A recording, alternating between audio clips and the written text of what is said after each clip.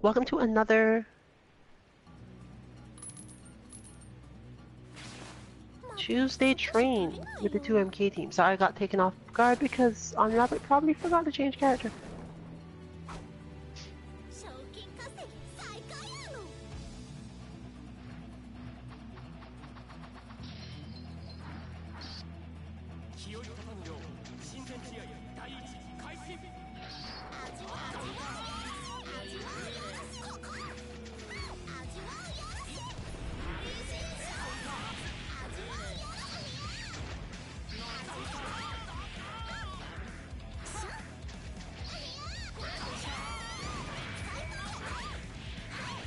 As always, we are playing Guilty Gear Xrd Rev 2 on the PlayStation. This is, as always, a US East Coast lobby. You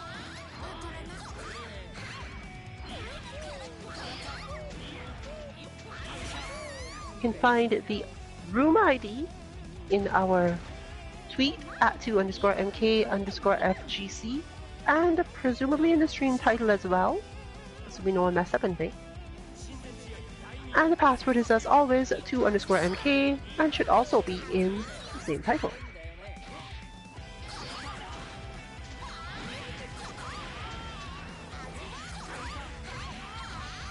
Not really the start we wanted, but honestly it's a good start off for me, and since not everyone is in the spacing yet, this will just get reset after he changes character.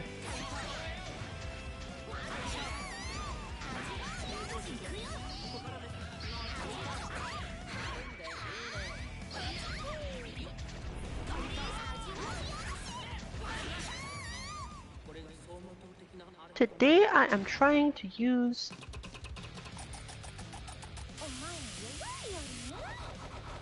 more offense.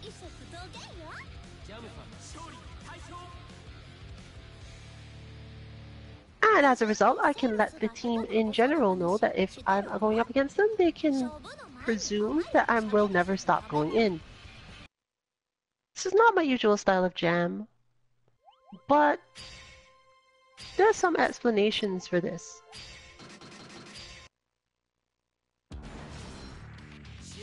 So we're going to get started again once I see that OnRabbit's character select is done.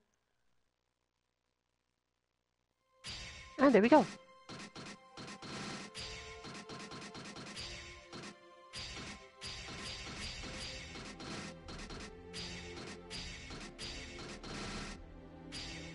There was some discussion yesterday after Street Fighter about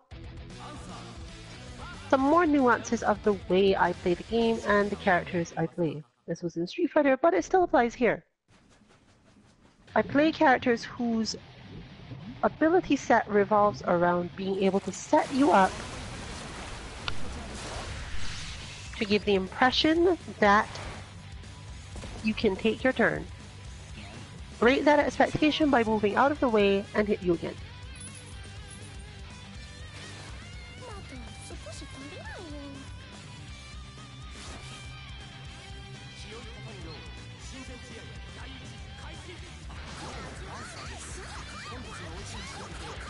The simplest method for this for Jam is Gekirin.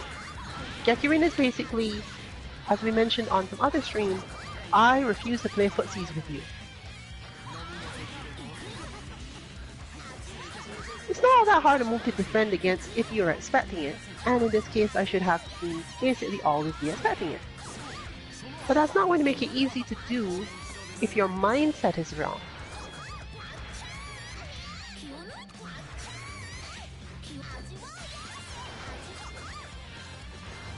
But she also has that same sort of ability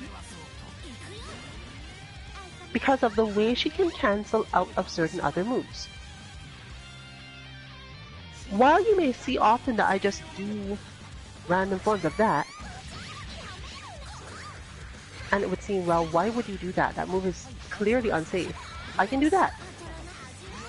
This is not usually a good idea. You don't normally want to Gekirin after someone blocks that kick. But you have the option, and if you space yourself just right with the kid, this becomes I can't call it a mix-up for most people, but it depends on what they want to punish you with. Therefore, a lot of what you see that seems to be just random throwing out this move is based on that idea.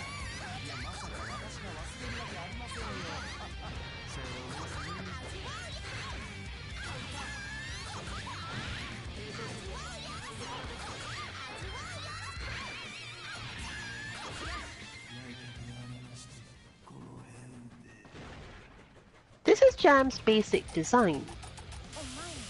She gets to hit a ton of buttons, and depending on the spacing she's at, she has different advantages. So you're constantly forced to keep understanding which mindset your opponent is in when they're playing her, and which thing that they were doing is intended to lead into which next thing. That ability to mislead the opponent about which punish they should use based on spacing is not that common in fighting games, actually.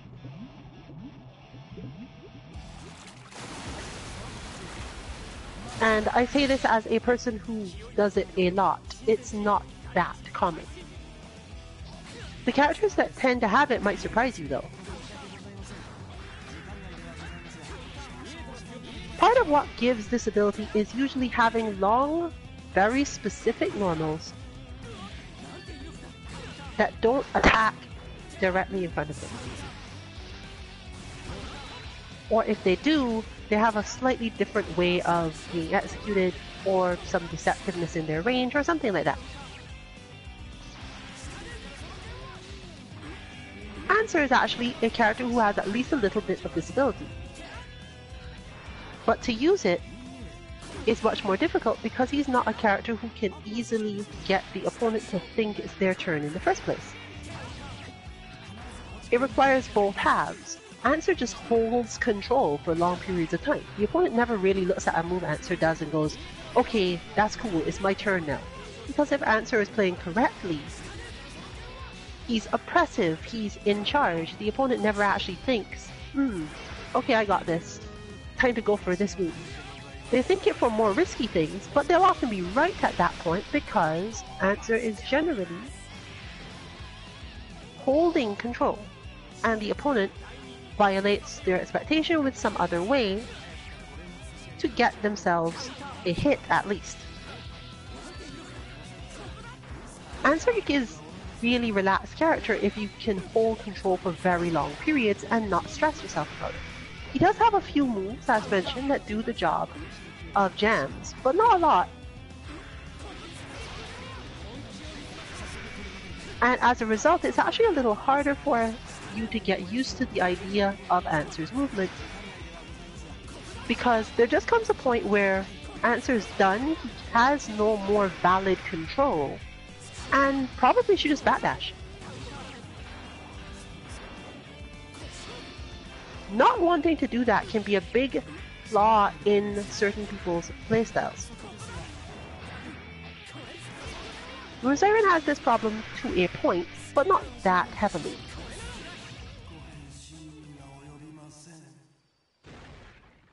Partially because she normally fights a lot of characters who actually will chase the backdash if they're really expecting it.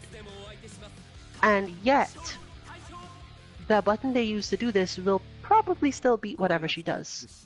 However, she can either block or backdash, and usually this button doesn't lead to a lot of damage. So she gets to continue being calm about things for longer periods.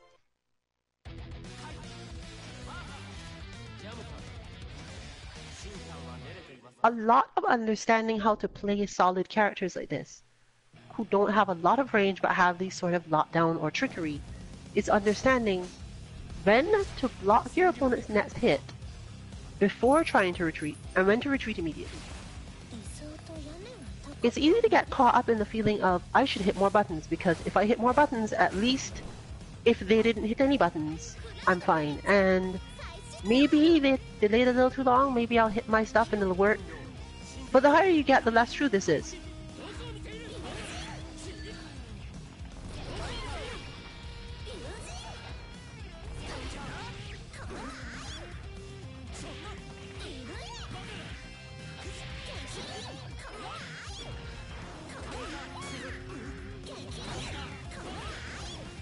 So here my goal is exactly based on that.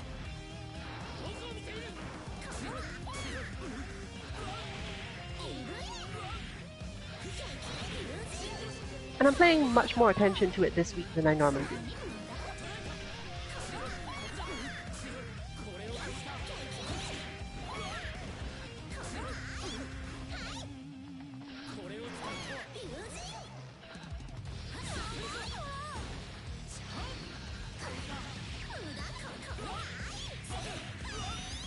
You'll notice that I also am not charging much because, as I promised my opponents, I'm going to be attacking.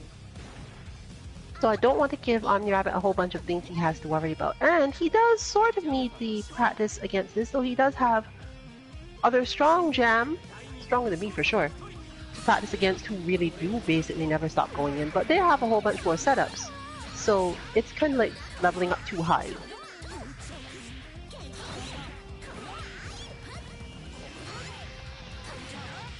But I might still charge after the Gekirin knockdown, for example.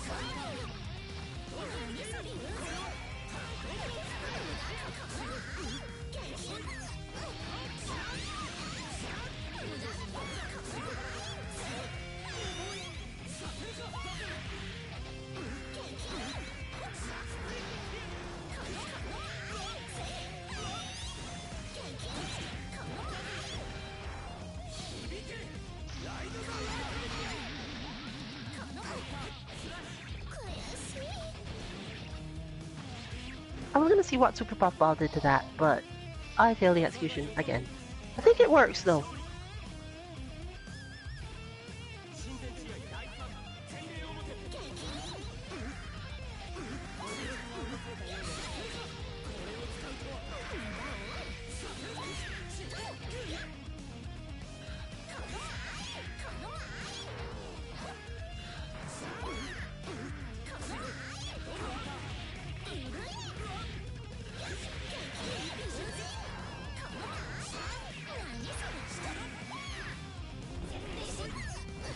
Ooh, got it. That was a super good throw. As was that.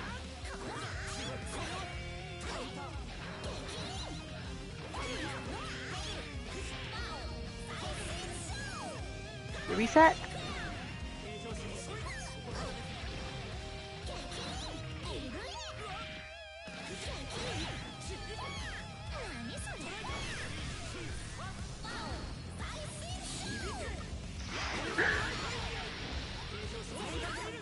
Alright, that was fun.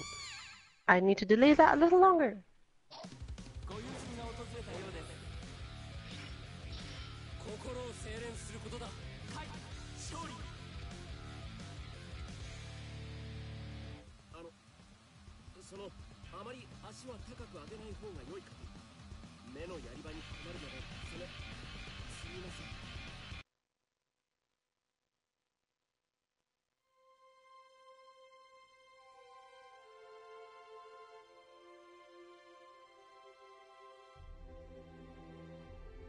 Observation is key to this misleading sort of playstyle. You have to be able to watch very, very minute details of what's on screen. And in order to make it easier to get yourself to do this, you generally need to have a very specific plan even before you start it. Sometimes that plan is so complex, so multifaceted, that you couldn't really easily explain it, even if you wanted to.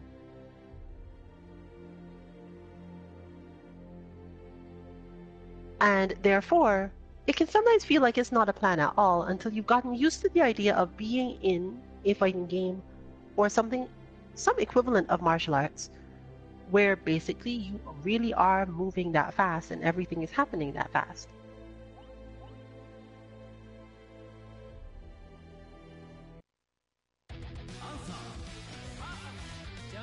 the human brain is not necessarily used to moving at that speed and making decisions at that speed without having played a lot of more or less video games or done a lot of physical fighting or hunting. Most of us just don't have the mental spacing that works out there. For example, right in the moment just now, I fell to the ground and I saw where answer was and I thought, I'm gonna go for Ryujin here. And then as the moment I actually did the Ryujin, I thought, no, I should have pressed slash because what I needed in that moment was actually her command dash.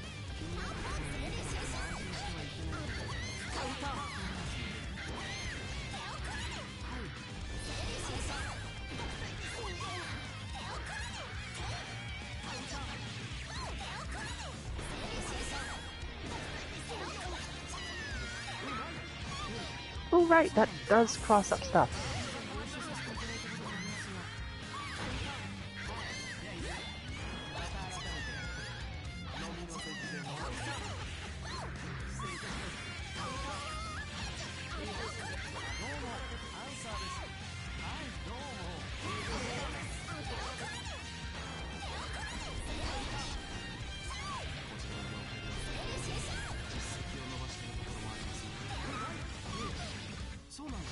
And I thought it was gonna be a throw.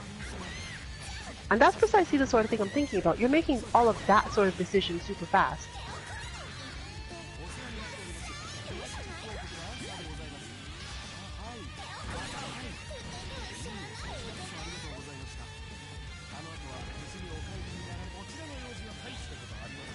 We can learn to watch this sort of thing at high speed when we're defending. But mostly, we're taught to play fighting games by recognizing move A, and as quickly as possible, use the correct punish for move A. And this is what my characters violate.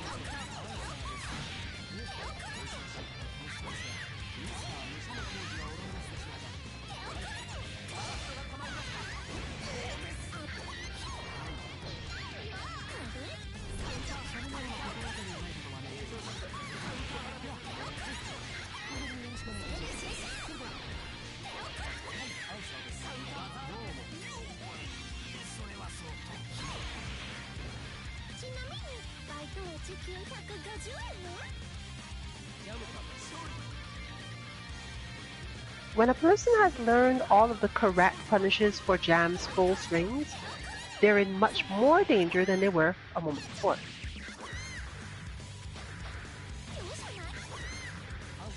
Everything about this character causes that, from her natural parry, which means you have to delay, to the fact that she can decide which follow-up to that parry to use, if any.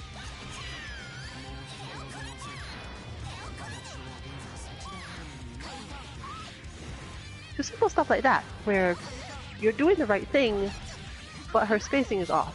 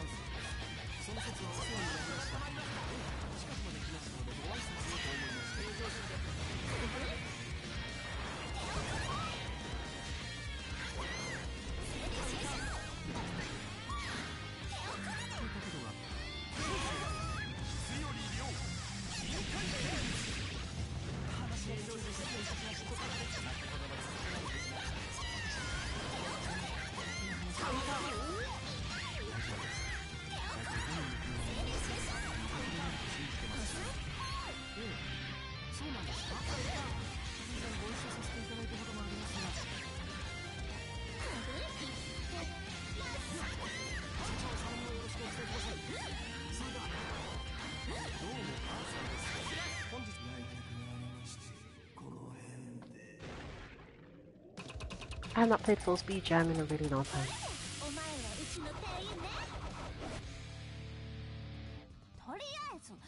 But that is our goal for today in a way. As it was brought to my attention by Just Fine yesterday that not only do most players in the team not necessarily know that I'm usually setting them up in that same way with my characters, but that they often don't know what to watch for because there's just so much of it. But on the other side, it might help to understand just how much of it there can possibly be. Making it come down to having a session of fighting, and every time there is a setup, directly after it, explain it. Basically tell your training partner, no, you couldn't have brought that, or it wasn't going to be what you expected, or I set this up so that you would do that thing. And in just a smaller Street Fighter session, we were able to come to the realization that knowing that and being able to watch for it, or just being aware that you have to constantly watch for it, changes the way that people feel about the game in general. Because a lot of the time, we spend time worrying that we aren't doing something correctly, that we are playing poorly, because our punish is failing, or we always seem to be making the wrong decision. But it might be that your opponent set up that wrong decision. So the chance that you were going to make that decision in that way was actually much higher. It was a sensible looking decision, but not actually the correct one.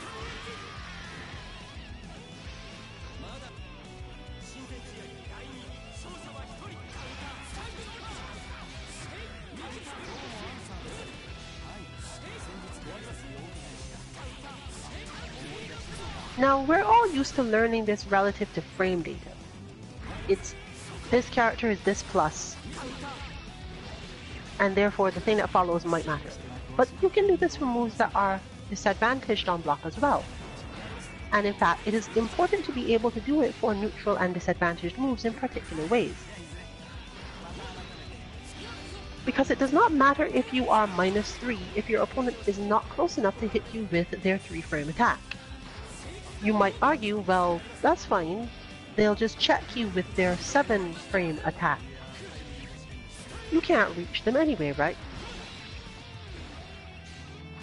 At which point it's like, okay, well, yeah, that makes sense. I can't really hit a 4-frame move. I basically am facing the equivalent of an opponent hitting a 4-frame move on my side.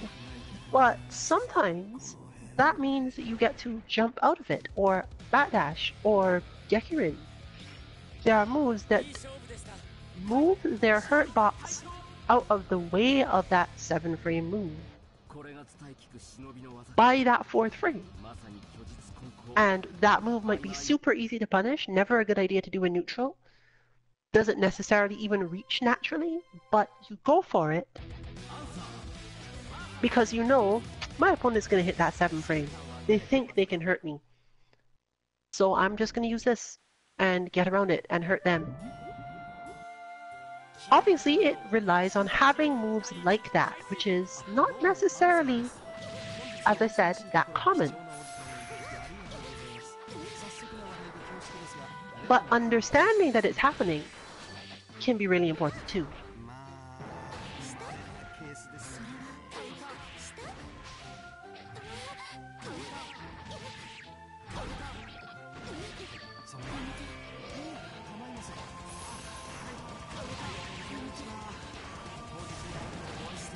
This is at least partially how Answer's control versus Dizzy works. Dizzy as a character normally knows that she can fill the screen to prevent the opponent from approaching in any standard way, but Answer does not do this standard way approaches thing. Answer will reach you however he feels like, meaning that you often have to wait a lot longer before you get to counter his movement. You can't just zone him. And you're furthermore faced by the idea that, depending on what he's doing, zoning may not be an option at all. If he's in range to flick cards at you, you're still going to take some damage.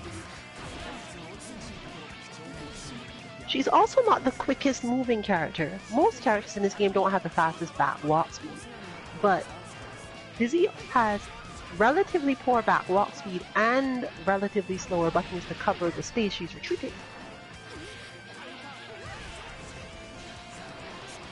She can get a little poke off you depending on how far away she wants to be, but then she messes up her own retreats and things shift a lot.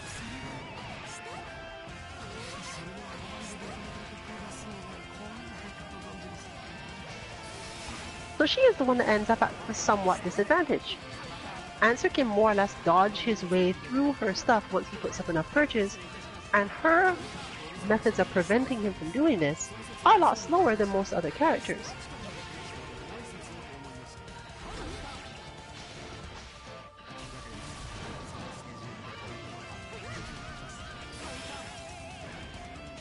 She is one of the few characters in this game against whom, if you have the time, if she's not going at you head on, you want to put down all your purges, just so you have as many possible options for maneuvering through her zoning.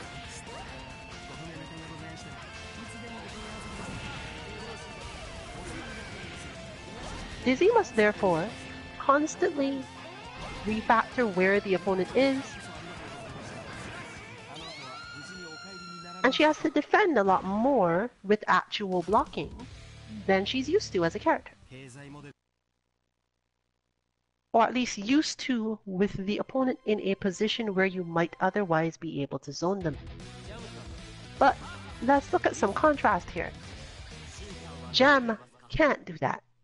She can get through a bunch of things and she can dodge through some of them. But for the most part, Jam has to get in the hard way. Meaning that once she is in, she wants to be as misleading and stressful as possible.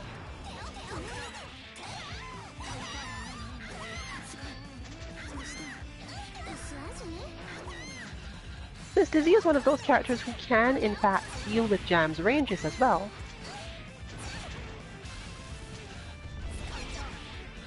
the hard part is doing enough damage to Jam in the process.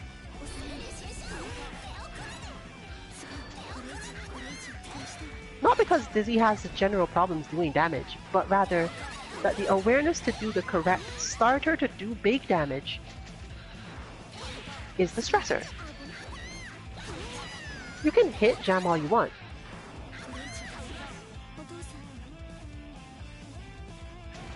Some relatively quick mashing in neutral when you realize the situation is not terrible for you can be really useful, but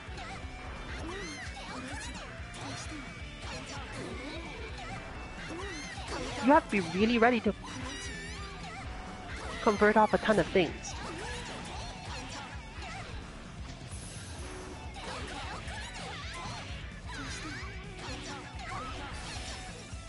There's one, but even that one is still not that damaging.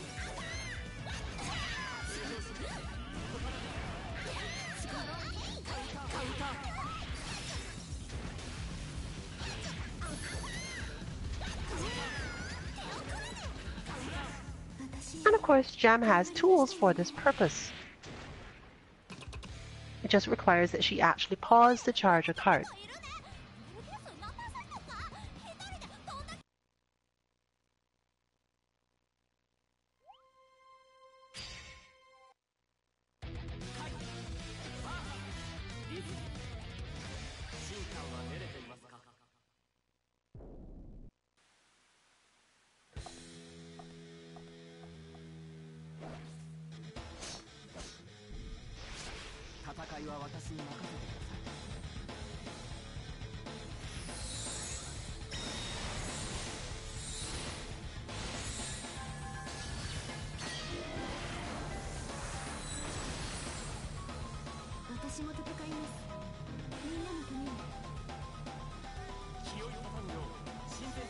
Ah, a clear point of disagreement.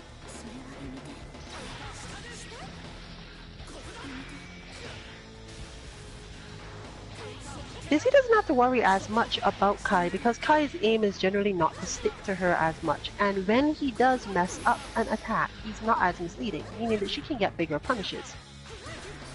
It still requires a lot of skill and observation to do,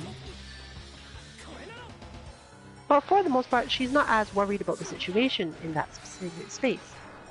Do this, make sure that you do this.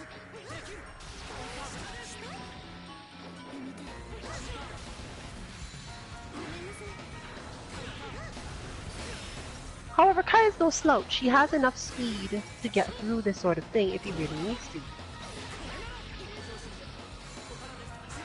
The difficulty being whether or not Dizzy manages to poke him and slow him down long enough, and what forms of zoning defense she has up on screen at any given time. He doesn't have to go full offense against her as a character. He can use that, as you've just seen. Not necessarily the projectile standardly, but the charged one, certainly. And she's one of the easier zoners to advance forward against in basically all fighting games. We discussed a little bit on our Unis stream what types of zoners exist. And Dizzy is interesting because she's approximately equal parts everything.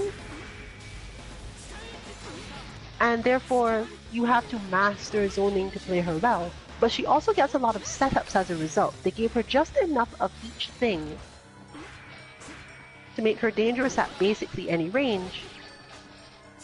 And in all the ways that zoners are standardly dangerous.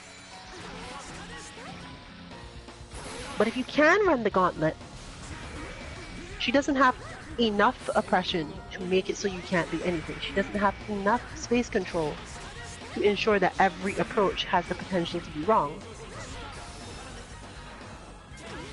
And she doesn't have enough lockdown to make sure that every movement is dangerous. However, what she does have is lots of meter, and lots of meter is good for lots of things.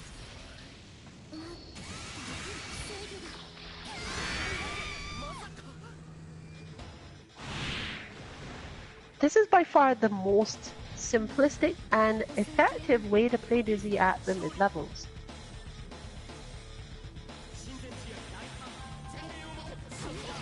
The one thing Dizzy can always do, similar to Hilda, is build meter. No one can tell Dizzy how much meter she can or cannot have. She doesn't generally, at the lower levels of play, need or use her roaming cancels. So when Dizzy is finally in the situation of, okay, I don't know what to do here, I need to keep you away from me, but I don't have the confidence to make sure I can do so. Blast them with your super. You see the style of play somewhat with Amara's use of Sin, but she generally uses it just to buy herself time to do something. Whereas with Dizzy, it's sort of like buying time, but if she's really confident that you will attack, but can't tell what that attack is going to be, the super is the solution.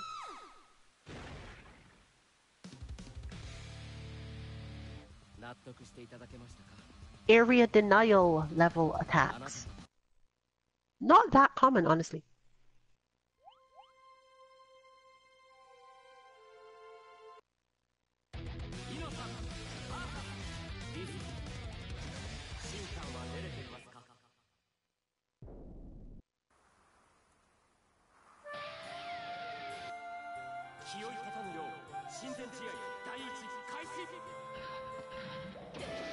But we're going to see difference today because technically that's not really helping with the observation part on either side. So we're going to see some Ino versus Dizzy instead for the same reason.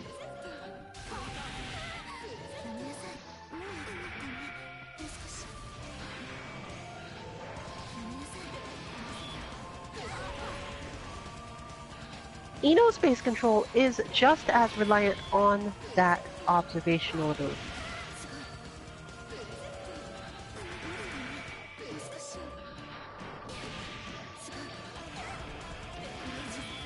What she often must do is react very cleanly.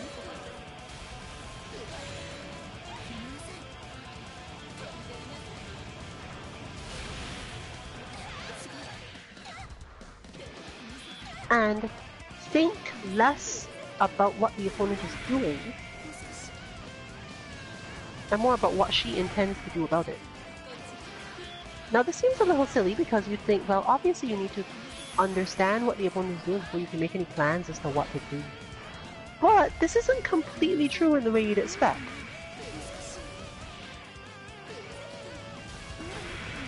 Because the only thing you need to understand about your opponent's ability is, will it stop the thing I have in mind?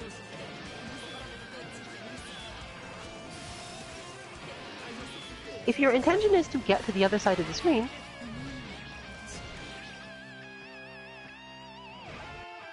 then the question of, is my opponent's attack that I'm watching about to stop me from doing that or not? Spending too much time thinking about whether or not your opponent can counter it or what you will do when you get there is a distraction. You'll often end up thinking, okay, I'm going to try to get in, and when I'm in, I'll do this, and then you don't get in, so it doesn't matter. And the reason you didn't get in is because you failed to pay enough attention to the thing that was there in front of you. Do your things in sequence. Take it one step at a time, and spend more of your time trying to identify, am I even going to get to where I'm trying to go? Am I doing what I'm trying to do successfully?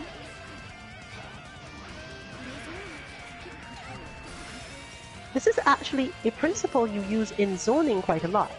If you spend too much time thinking about whether or not your attack has hit your opponent, you probably don't understand zoning quite well enough yet. Because the expectation of every zoner should be, once I launch this attack, my opponent's aim is going to be to dodge it. Where do they have to go to dodge it? That is the space you generally want to watch.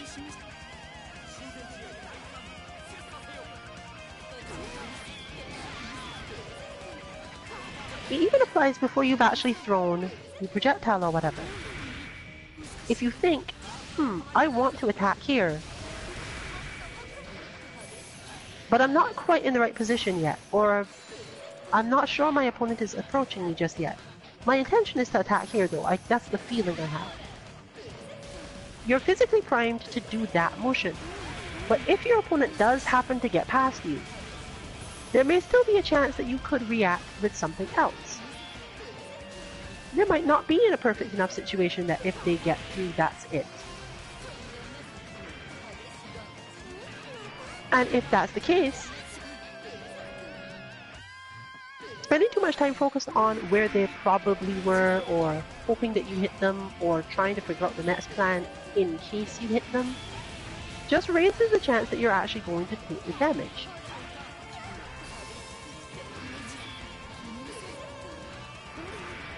Because they'll happen to jump and you won't be ready with the anti-air. On offense, you're doing more or less the same thing. If you spend a lot of time against a zoner, trying to get in and then realizing once you managed it, it's like, wow, I didn't expect to be able to do that. Oh wait, I forgot to actually attack. That's the mindset problem.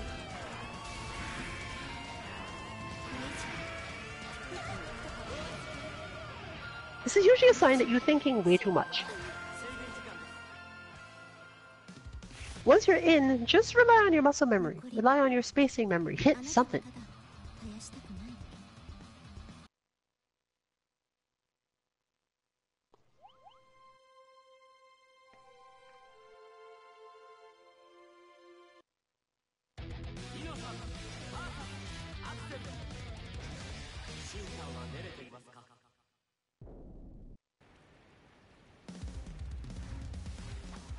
Axel is the perfect character to explain and experience this particular feeling, because every time Axel seriously does damage to players at the beginner level is because they got freaked out by the fact that they took damage and forgot to watch Axel.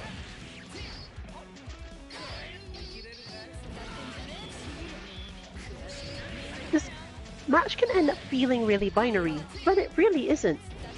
It feels as if, okay, I'm at advantage, so I should keep on attacking. Or Axel has hit me, so I should try to get out of it. Most of that is not how the game works when it comes to him as a character. It's not immediately tech out because Axel has hit me. It isn't immediately go in because Axel seems to be open. This is probably the wrongest way to fight him. But it's also the hardest way to fight him. To do the opposite thing. Because you have to spend so much more time thinking about what you want to be and where you want to be and not about getting out of the current danger or getting more damage because you landed a hit. As such a strong zoner character, you generally won't get that option of, okay, it looks like I have advantage, so I should go for more. If zoners were all like that, they'd be really poor zoners, because it would basically mean that once the opponent got him once, the match was over. Different characters have different ways of respacing themselves or defending themselves, usually things like supers, invincible moves, things that don't necessarily hurt all that much directly but will at least get you off them. They often are risky as well, so that you have at least a chance of baiting it and don't have to play a full zoning game with the zoner, but you can't just be completely relentless, and it's not as likely that if the zoner has managed to keep you out all round, that you will get to take off all their health without that invincible move popping you off them and shifting the situation again.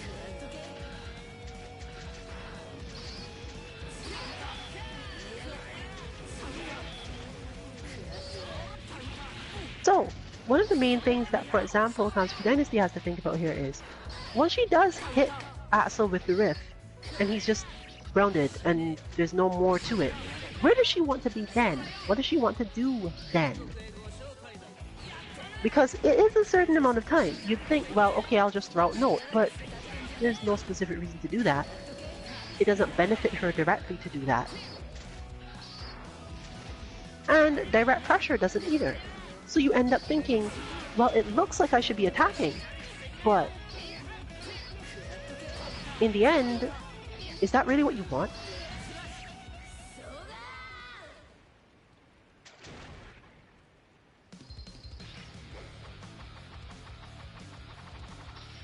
One of the most important things to learn when getting up to the intermediate levels of fighting games is to let go of that feeling of sequence, of I got advantage, I must hold it. I got advantage, it's time to do this. Because unless it is a sure thing, and we assure you that it is generally not a sure thing, people hate those games with a passion, even the impression that it's a sure thing makes people upset. See Street Fighter V.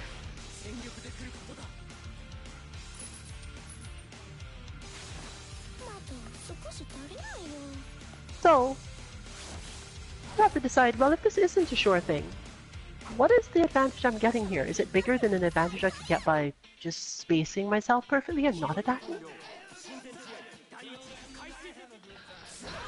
It depends on the enemy.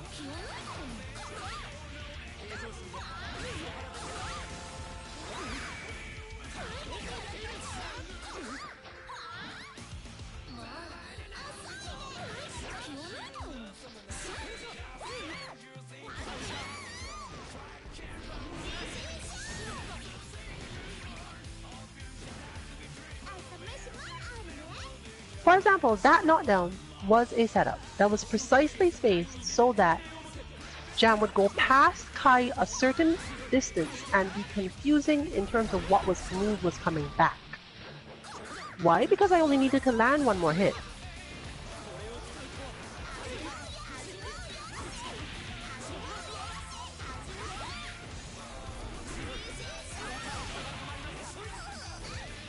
That one was similar. My opponent was at the point of, wait, is this a cross-up?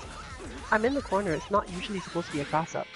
But it could be a cross-up, because it's possible for it to be a cross-up.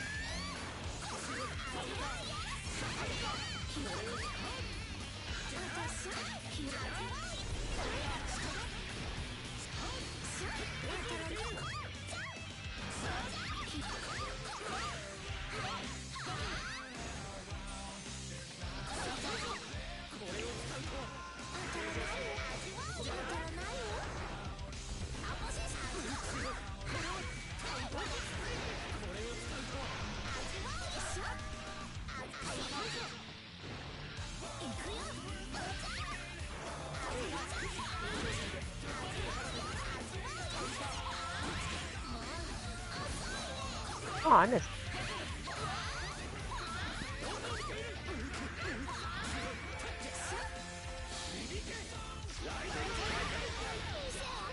And I tried it again. But I think the super input from his side ate the super input from my side. Sadness.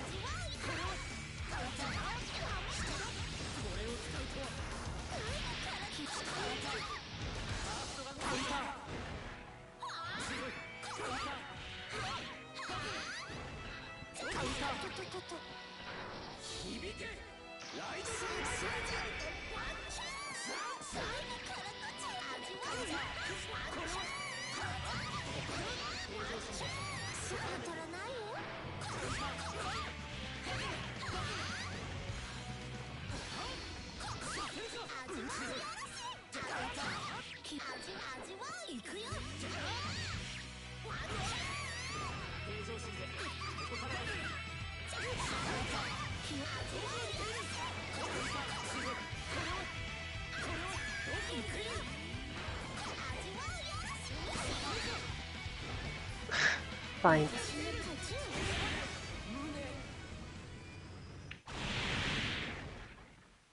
As your awareness improves, so does your decision making and speed. Speed is super important. But speed doesn't come from hitting buttons faster, and it doesn't come from planning faster. It comes from reacting faster. And reacting faster is only possible if you are actually observant enough to know what you're reacting to. Because random reactions, while they may help in certain games with certain setups, don't do that well in Guilty Gear. So at least for this game, you have to know what you're doing. And just let your muscle memory handle the situation.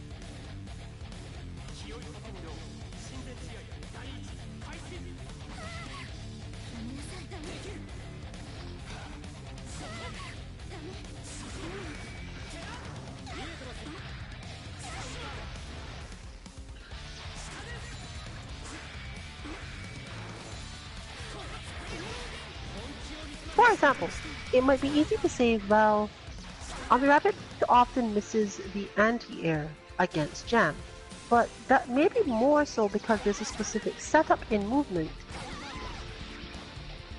that is shiftable. If I realized I was starting to get anti-aired fairly often, I would hit a different button, cause the anti-air to no longer be one, and shift it from a cross-up to something else.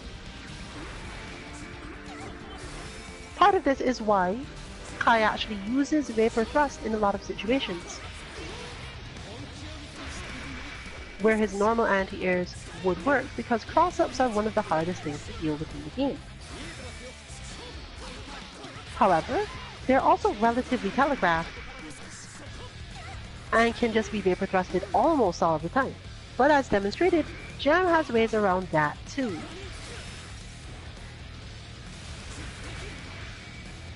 They're just much harder.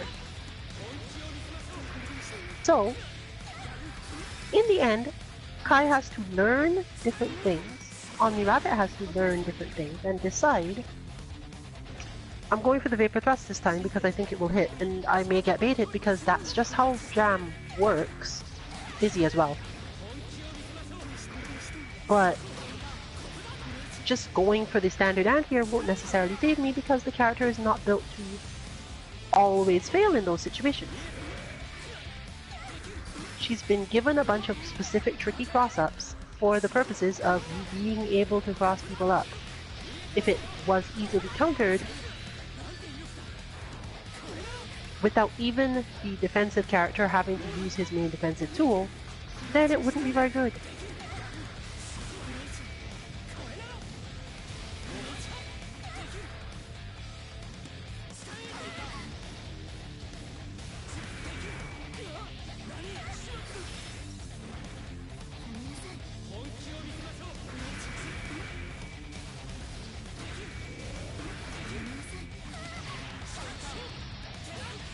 Similarly, Dizzy setups are a matter of being very, very precise about how far she moves forward to follow her zoning tools. And the player has to observe, where did this zoning tool hit? Did my opponent move? Did they crouch? Did they move this specific way or this other way? Do I need to stop at the last moment to do this a little differently than I thought before? You just got to see it work. As in, the approach was done, the recognition that, oh wait, that hit. And then quickly going for the simple Gatling combo into dust, and the problem was solved. There was full damage based on that one clip with the zoning icicle.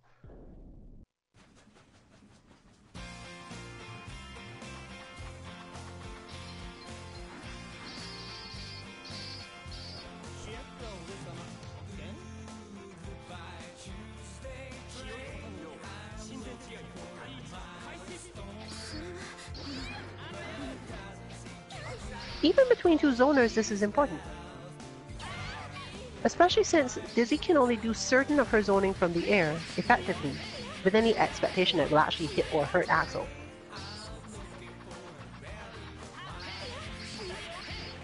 And she can't stay away from him full screen either because, as you've seen, he has options.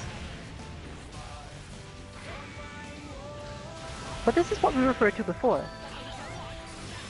This is one of the few characters in the game where Axel really doesn't want to get any closer. We've discussed before that for many other characters, Axel needs to get a little closer when that opponent retreats to full screen because they'll use that to try to evade him on the way in. But Dizzy not only doesn't want to do that, though she can,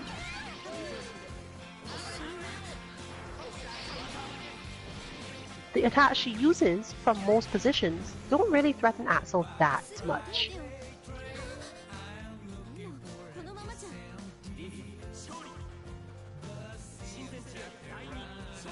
So from Axel's perspective, full screen is fine here in this matchup anyway. Dizzy wants to be at mid-screen. But this is easy because, unlike nearly every other character in the game, Dizzy gets to launch an attack that forces Axel to not do certain things once she has enough advantage. And from there, cover her own space and move into the mid-screen as a result of that attack.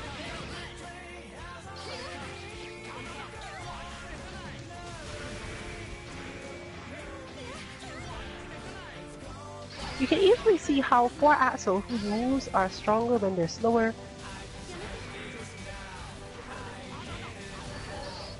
being in that position is a little scary. Dizzy has a lot of range, honestly, in these situations, and she can often put out zoning tools that allow her to block Axel and have Axel still take the damage.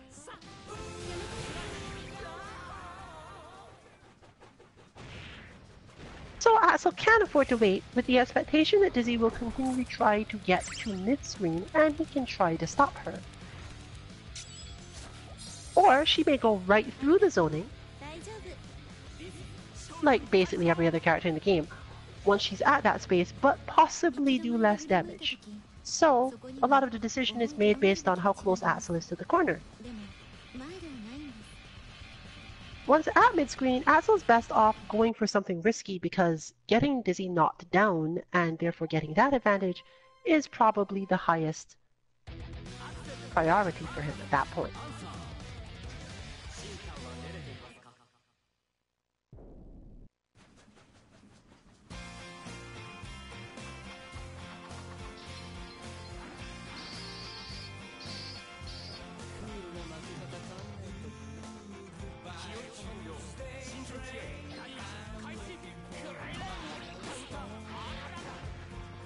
Observing Axel is super important for Answer, because the temptation to move as soon as Axel has landed a hit or he's been blocked is really high.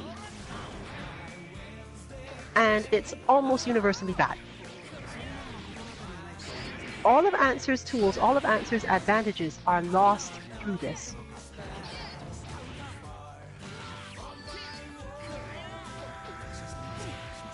Answer is usually not in any danger of a straight-up Axel decision. He's not a character who Axel gets to bully around just because. Whereas other characters are often thinking, I don't want to be here. Once Axel gets started in terms of placing me here, I can't do anything. Axel doesn't have anything like that to worry about. He puts up his stuff, he strikes Axel faster than Axel can react in a lot of situations. And he doesn't really gain that much damage from being in on it. This is precisely why the perches that Answer sets in the Axel matchup are actually the low ones, because he wants to be misleading. He doesn't necessarily need a whole bunch of complicated movement to deal with this character. And as you can see, Axel responds in the obviously correct, okay, I'm not going to sit over here, because if I sit over here, I'm just going to get beat up by you instead. It's not that Axel's zoning doesn't work. It's that he has to get Answer into the wrong mindset first. And this is not that easy to do, honestly.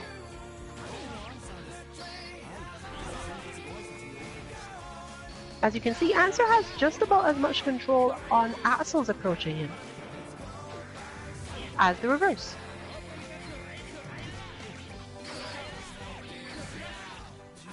But not giving in to that instinct to immediately go, okay, I got hit, I should do something.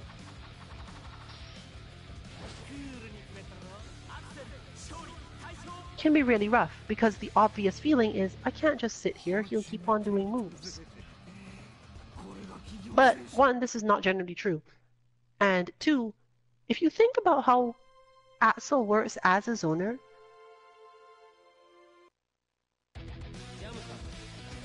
intimidating you into moving and then reacting to that movement is, by definition, what Axel does.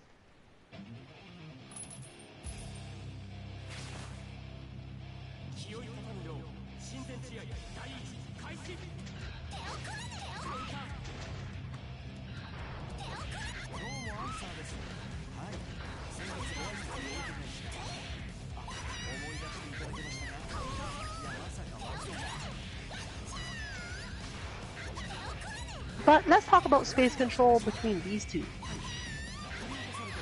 That, for example, is a space control point.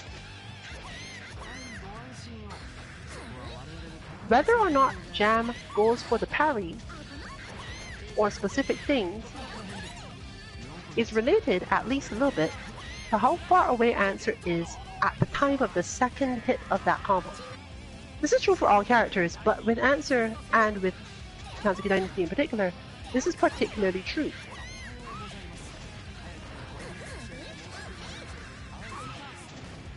Jam does have a draw-in effect on this move. But if she's far enough out to start with, even that won't bring you right up to her. And as a result, her kick parry, well, her kick follow-up to her parry, becomes a new thing.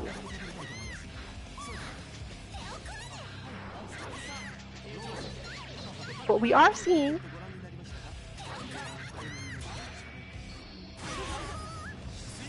a lot of good options here, that being one of them. Knowing that Jam will go for that, and that Answer doesn't necessarily have a whole lot of ways of dealing with it, using Super in that moment negates the little, oh, I have an answer to this, I'm going for a trick now. The trick is gone.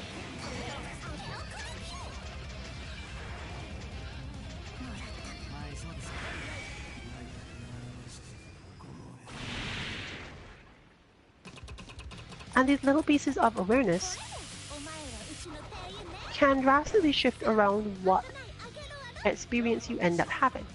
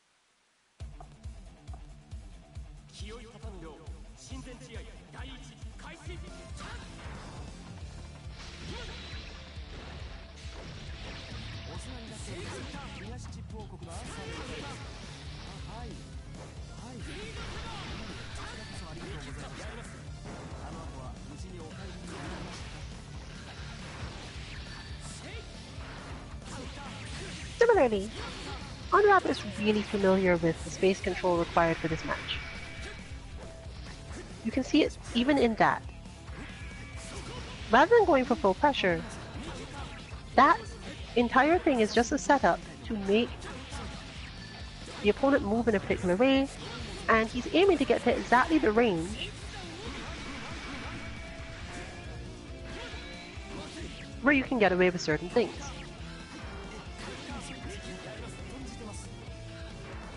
And the only counter to that is what you just saw. Wake Up Blitz.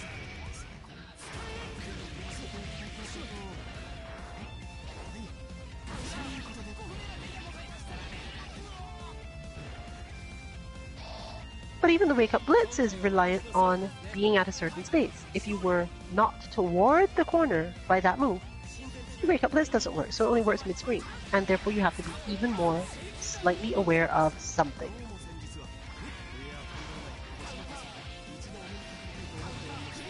This is part of the learning experience that fighting games sometimes make fun to people.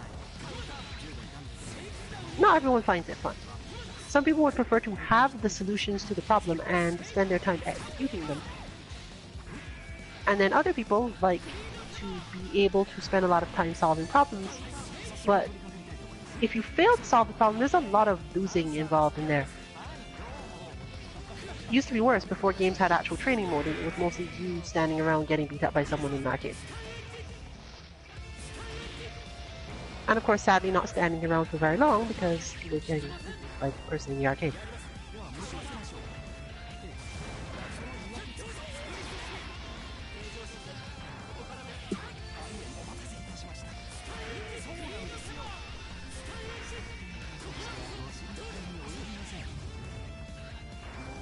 The ability to recognize your opponent having whiffed a particular move is also a high-level skill, which is why it's often so surprising and frustrating to players that their opponents will just do random stuff in front of them.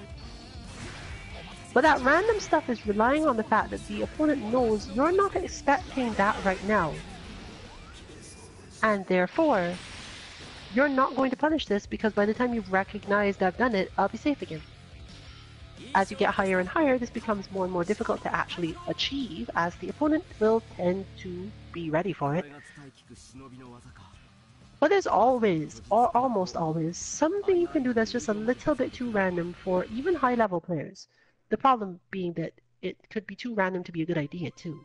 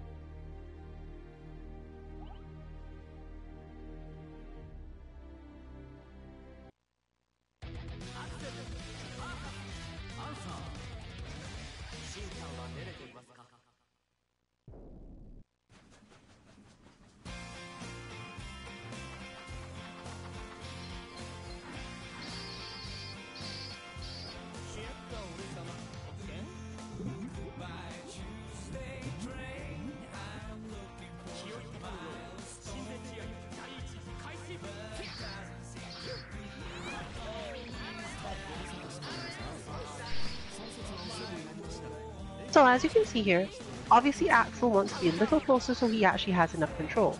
Trades and so on, totally in his favor. And he hits fairly hard when he hits, stunning, answer for various length of time.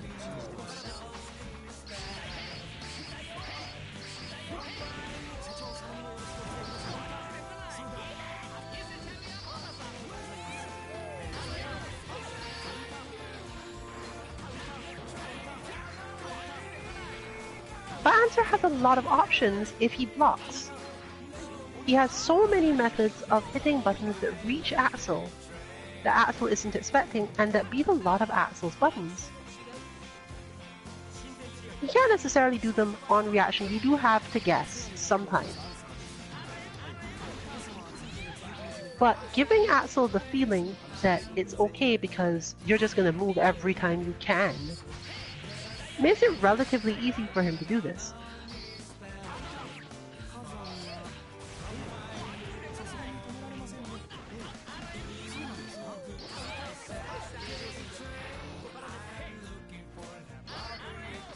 Basically, the key here is, until you can make a zoner nervous about their decisions in zoning, they don't have to do anything. It lets Axel, who is normally a space control zoner, become an oppressive zoner, because if you simply hit too many buttons, then all he has to do is oppress you with other buttons.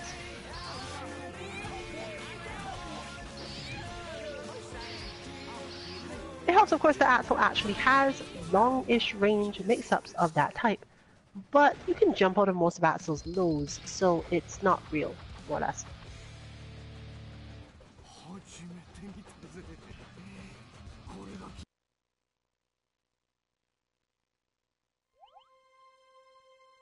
No, the cape is not a command grab. It's in fact exactly the same thing. The cape is a counter.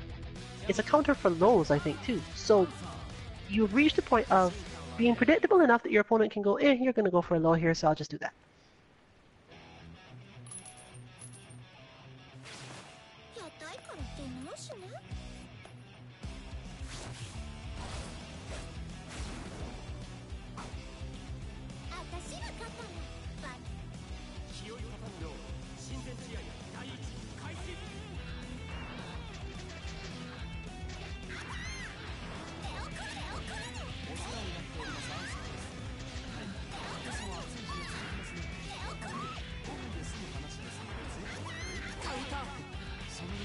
This is another reason why it's so useful and important to Jam to do this.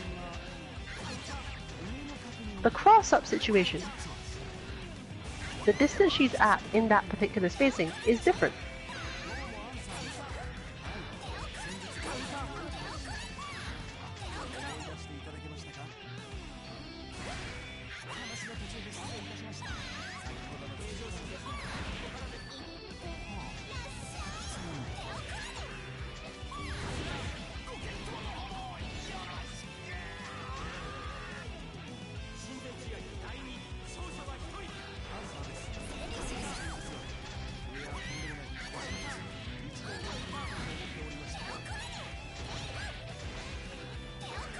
This is taking advantage of more of the same. If you expect your opponent to always hit a button in a particular space, simply attacking that space is never going to be countered.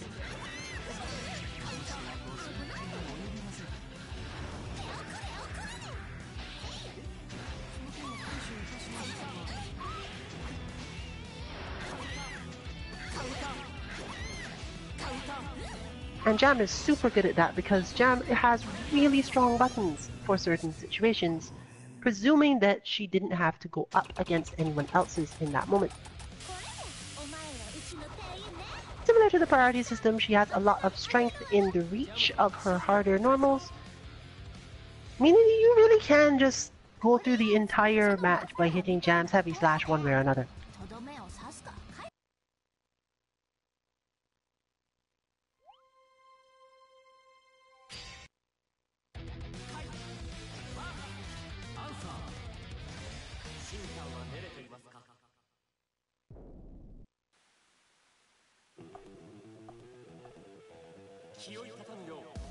For clarity, everyone, Axel's cape counter thing actually is two different counters. He can do it regardless of which type of move you're doing.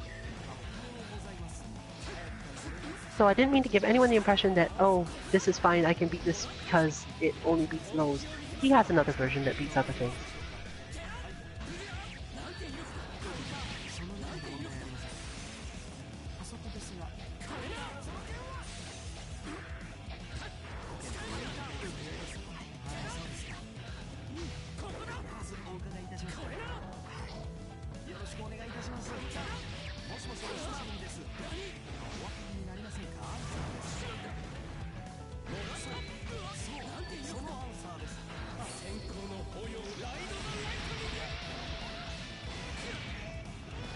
Well, that is probably our largest confirmation that Omni Rabbit Stick is fixed. So, good on that. We were definitely hoping this would be done in time for Frosty Fausting. Nothing worse than going with malfunctions to tournaments. Probably, no, nothing worse.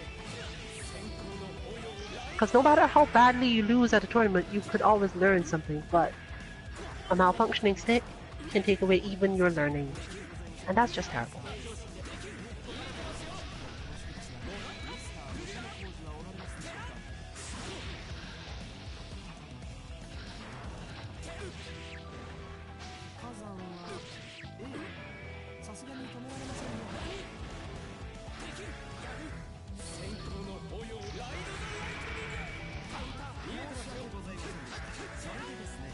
Oh, missed the last moment of it. When generally facing right the lightning, you can, if you have the health, just block normally, except until just about the last hit, which is the 4th sound. On the 3rd sound, you can activate your Fall's defense then and only then, and it will still bounce Kai off the same distance. So you don't have to worry about using up meter to do this until the last moment of it. This does not work the same for all supers in this game, and I'm not knowledgeable enough to know which ones you can do it at the end for and get the exact same result versus not. I know that for Jam, generally you can do it when you feel like, but doing it earlier gets you out of her stuff, so it doesn't matter. And obviously that Sin and his father are the same, so you can do it at the end of that, except that Sin might go past you and then come back, so you don't exactly know what happens there.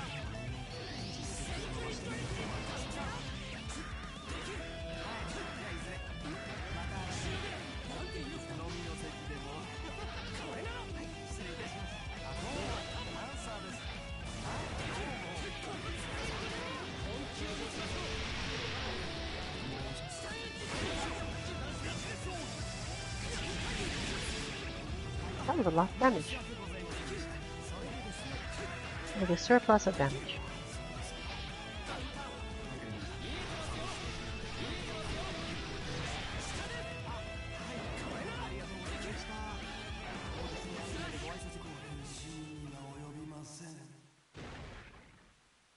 That awareness, dash under, no, and similar things all come from the same place. In fact, once you've learned the skill, it covers nearly every game where you have to do it. I can't even be sure whether or not that reaction comes more from Omni Rabbit playing Lauren doing it, or playing Kyan doing it.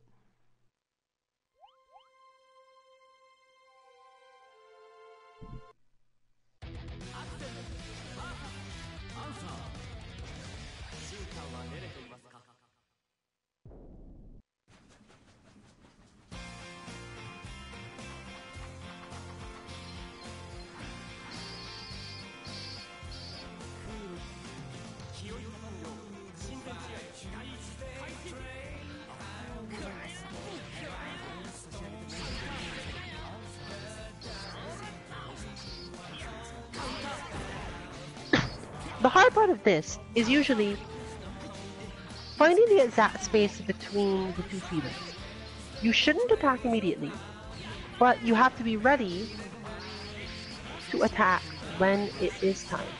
And for many of us, making ourselves not attack is kind of like flipping off a switch entirely. It's not a pause, it's not a wait, it is, okay, in order to make sure I don't attack, I have to have no attack even in mind. I have to have nothing.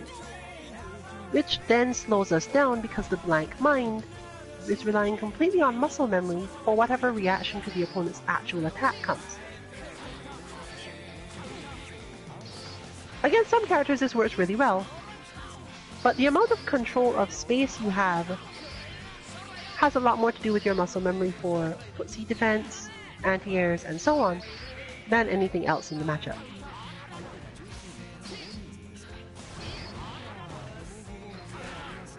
Fortunately for characters with parries and evasions such as the one Answer used, if you really can't stop yourself from doing anything, use those defenses. Blitz, teleport.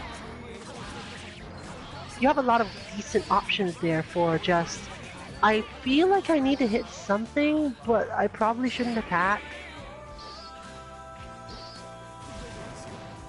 Even more fortunately, a lot of these moves prevent you from leaving blocks stun for too long, or have a window in which they are perfect. In other words, they have a very small startup, meaning that you would have to either get hit within the 2 or 3 frames between you thinking about activating it, well, no, between it starting to come out and it reaching the point where it would counter.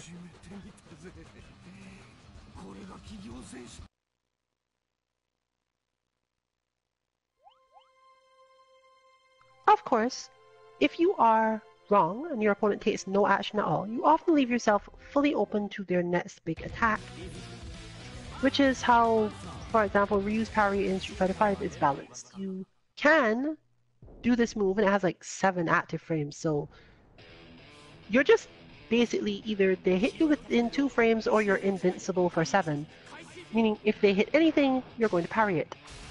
But if they don't, if they've realized, this is probably not a space where I want to attack right away, then you're stuck, and you're often very badly hurt. The question then is, how much of a payoff are you getting for activating it? Answer's payoff isn't that large, therefore it can be reasonable to just go, I'm not teleporting out of this, it's risky.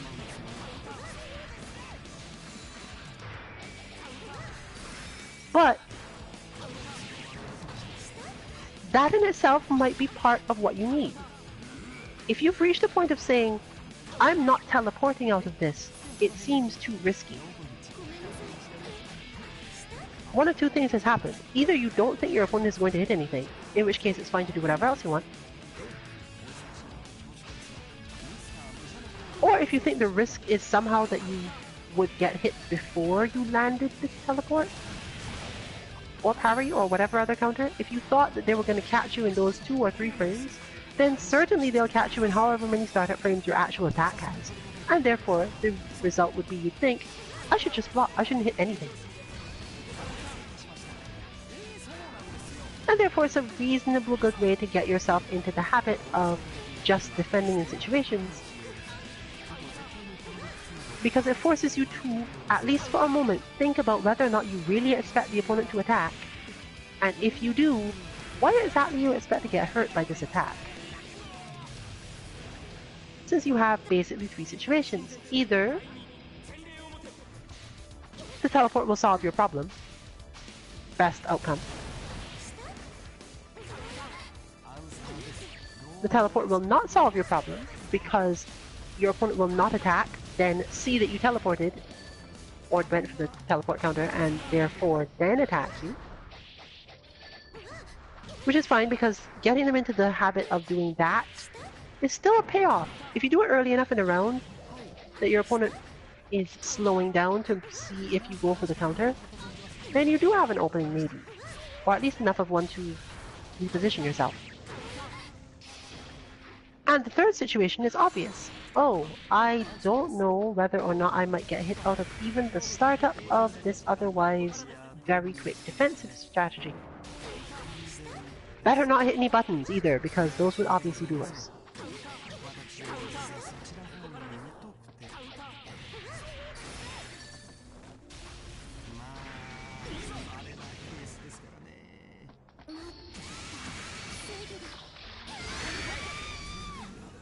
And there we have, full screen. I don't know how you're coming at me. Better just nuke it from orbit.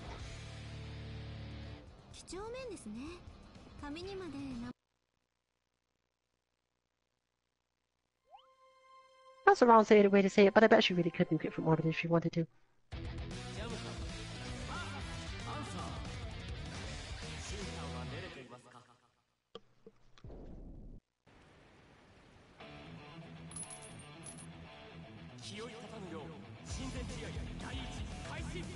But I'm going in.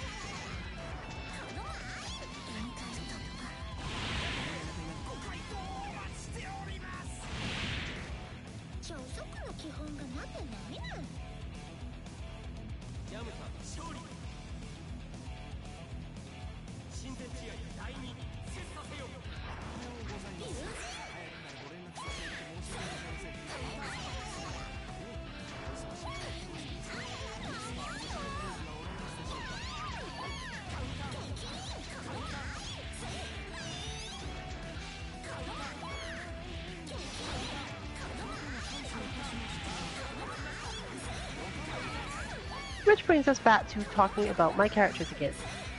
Characters who have such a long ability to do this, that they can use moves that will beat parries because they take so long, and they're just expecting, this is set up, I can get away with this.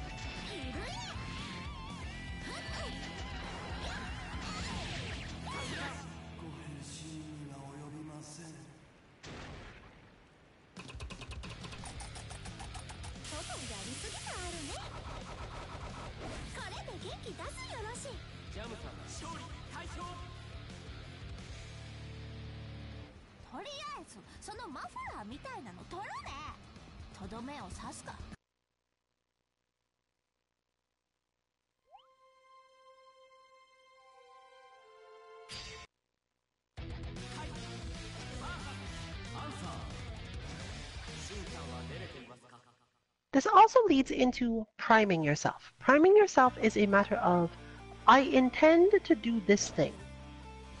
The only thing I need is some indicator, any tiny indicator, that I should finish doing this thing. You might even start the process like inputting the super, because most of the time it's a motion, you don't have to worry about whether or not you'll take any damage for doing it. In fact, sometimes, if you're spaced correctly, you're not worried about that at all. In a general situation where I'm spaced perfectly on jam, and I decided it's time to do buff ball, I have done a half circle back motion. If my opponent moves particularly fast, chances are that by the time they want to attack me, I'll be at the back part of that motion and not get hit, similar to how Colleen's counters work.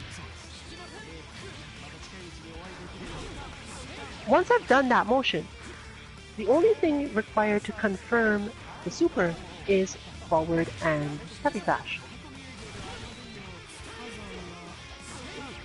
I think. I don't know, I do all this by supreme muscle memory by this point. But the idea is, the question is, am I reacting to this thing? It's not really reacting fully if you expect your opponent to do it, prep for them to do it, and then confirm that they did it. It's a different type of reaction because it's a simple choice. It's not a, I need to identify exactly what my opponent did. You've reduced it to a binary situation. I expect my opponent to do this, and I've confirmed that they've done that. There is no, what did my opponent do? It was, I feel you were going to do this, or block. And that's all you care about. Those are the easiest of situations, where your expectations of your opponent are, you're going to do this exact attack or movement, or you're going to do nothing.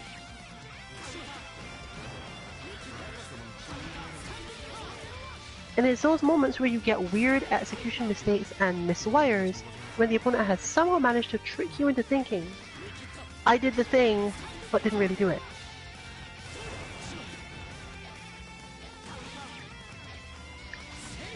A lot of wake-up pressure in games that have it is actually based on this. Getting close enough to the opponent with a perfect timing, hitting a jab or something really quick to give them the impression, oh, they're attacking, it's time to use my invincible reversal, and then just not. It's relatively easy to get people to do these things based on that.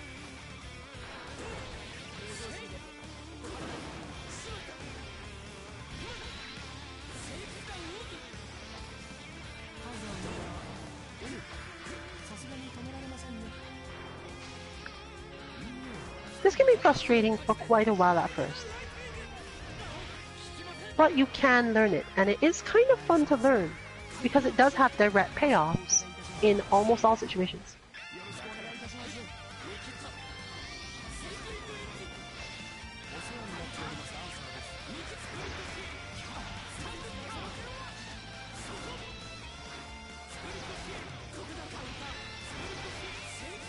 Layla's answer has run out of time today.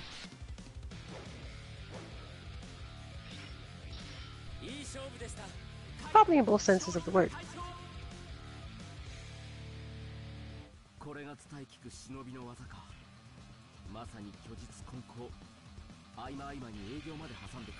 Learning this in different games is a large part of learning to understand your characters, but it often has to be based on really, really liking them.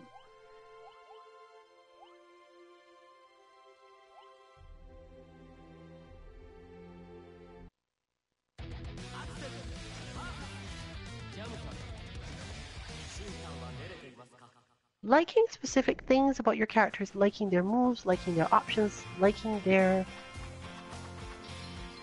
attacks, and in particular, if you want to take a jump start, learn to like hitting at the max range of a move. If you have definitely said, oh, I really appreciate my character, I really like doing this move and this move, they're really cool. You can make a really cheap trick, more or less. Learn to like hitting the move from full range.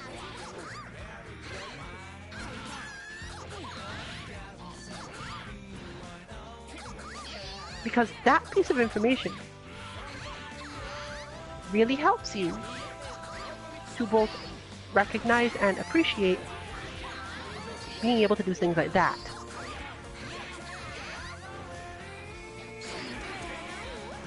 Once you love your character's max range moves,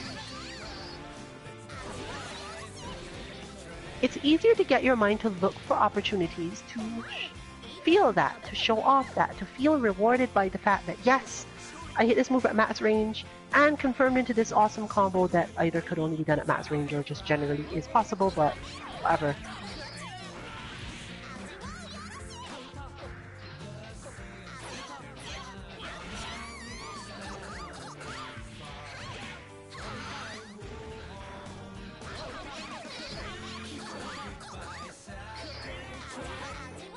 Learning the max range, for example, of Jam's air stuff has all sorts of payoffs.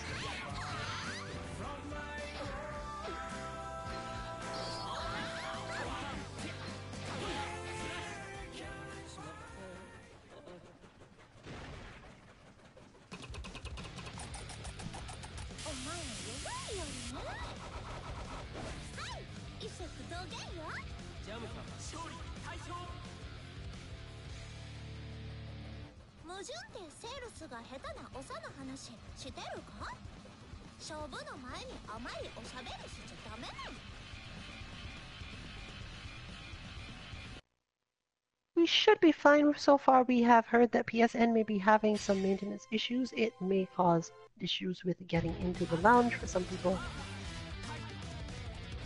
And we'll check on whether or not it resolves itself. We may end up tonight without the second half of this stream for that reason. But it looks like we're mostly doing okay.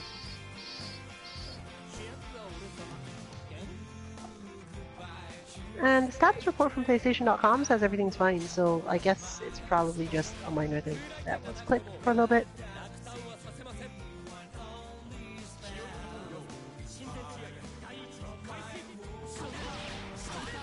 Or a minor misunderstanding in some part.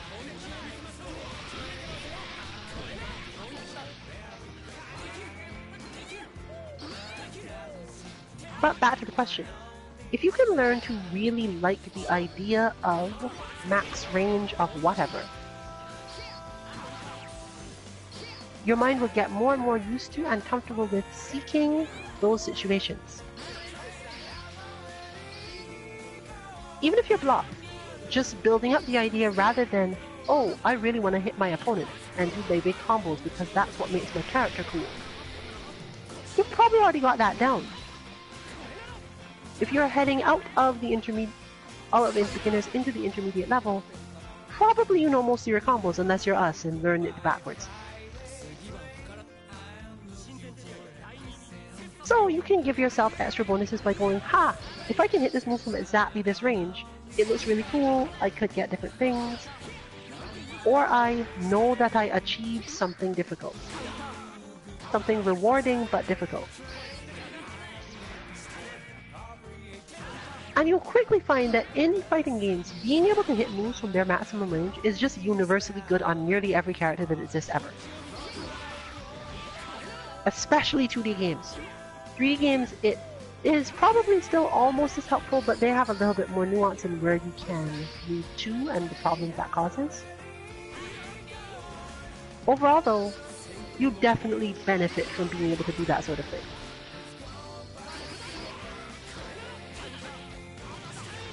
And it is one of the easiest ways to train awareness possible because it pulls in all the extra little factors that the human mind tends to need for these things.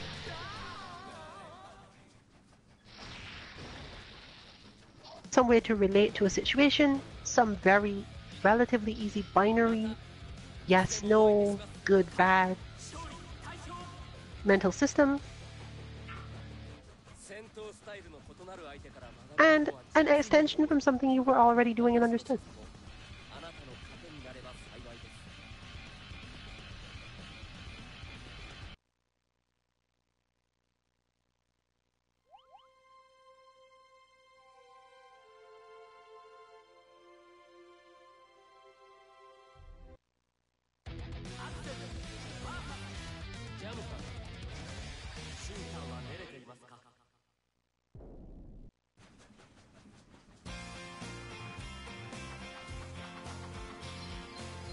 Okay, the lag is evening itself out for now.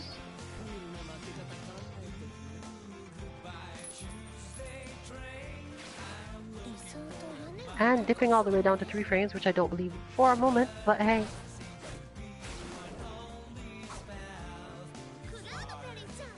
That's more like it. 3 to 5. I can live with 3 to 5. Let's rock.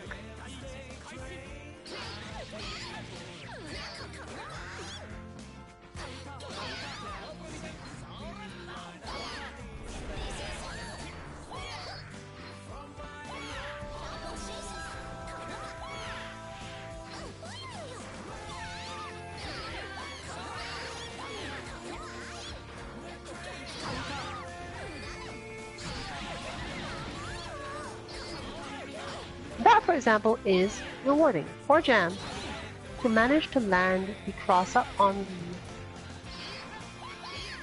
kick, jump.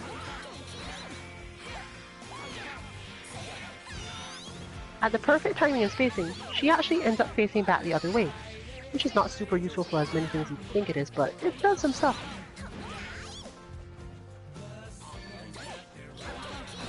I said I can no wait.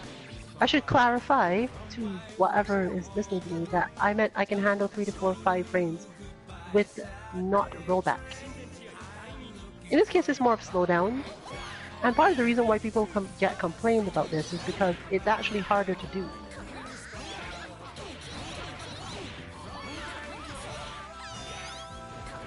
One counter jam is bullshit, by the way.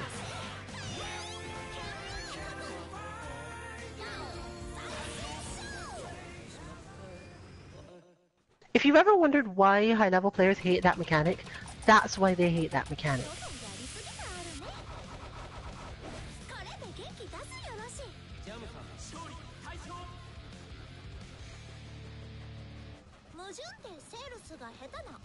Nothing quite like a randomly activated custom combo in the corner on a character who has no limits on their juggles and can cancel their 2-hit moves out of their 2-hit moves.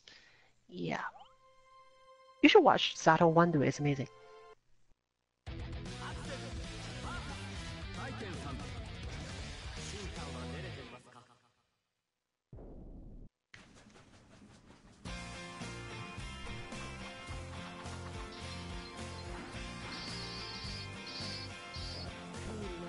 But Baiken has made the scene. This is another character who benefits really heavily from perfect spacing, but also benefits from it in terms of perfect reactions because she gets to do it the opposite way. Everyone else goes, okay, well, I want to space myself perfectly so that I know you can't counter it. Baiken goes, I want to space myself perfectly so that you think you can attack, and then I'll counter you. Bonus points for when she does it in a position where it's like, oh, you don't want to attack? Well, fine, I guess I'm still perfectly spaced for this other thing I want to do then, so I'm okay. She's another character against whom just doing risky things may be better sometimes. Particularly risky things that aren't basic strikes, as she finds these harder to counter.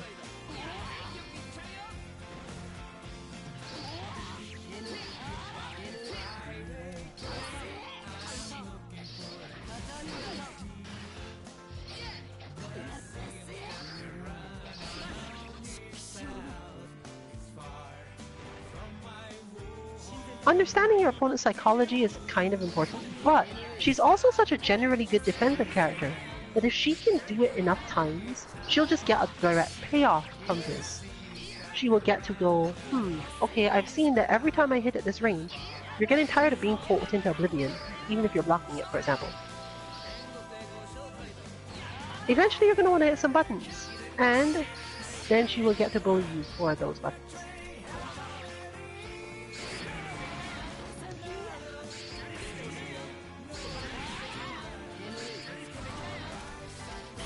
So while most characters are aiming to make the opponent miss,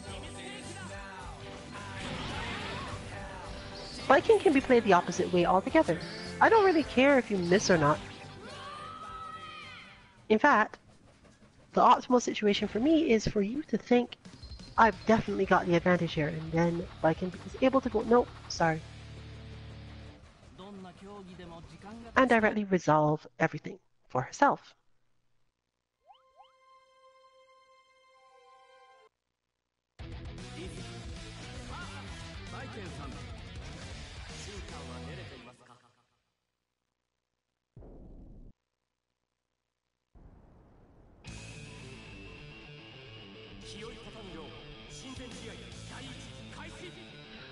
Now, of course, against Viking,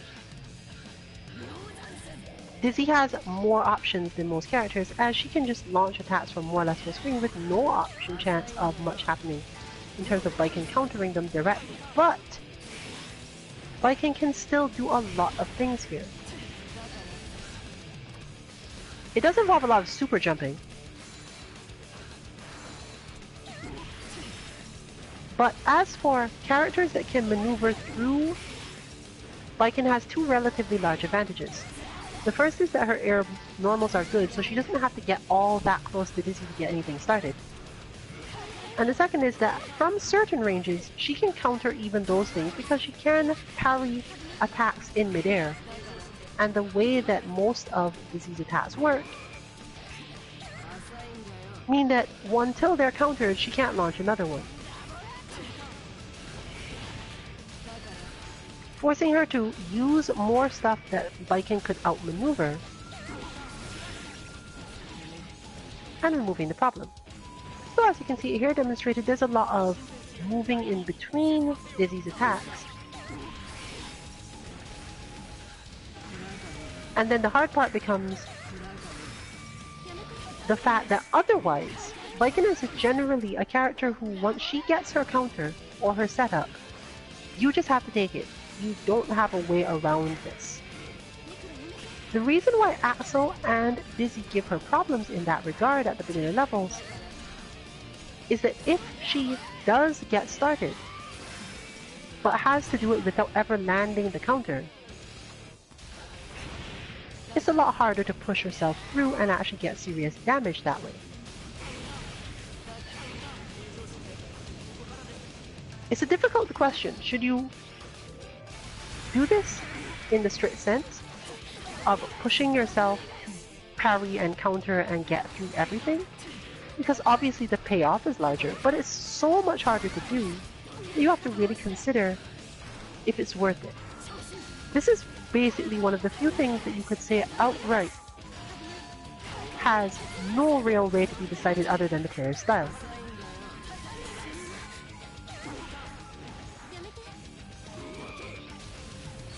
There will always be people that say, I need to play solid, I need to not take any risks, I need to do this as best I possibly can, no matter what. And then there will always be people who say, I'm going to learn to parry every single thing you do because that would make me a badass.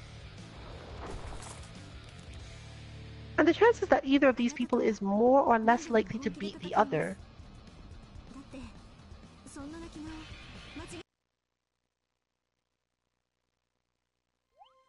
or beat any given opponent isn't really something you can work out based on the theory of that type. There may be levels of skill with those things where all other things being equal, one wins out against a given matchup or whatever else. And there are obviously people who will tell you, well, just learn to play both ways so that you can do this. But what the people don't always tell you is that learning to play more than one way entirely is basically a pro-level skill. The brain is generally not all that suited to drastic changes in entire playstyle and thought process. Some of us can do it, but it's very akin to multitasking, having different mental structures for things.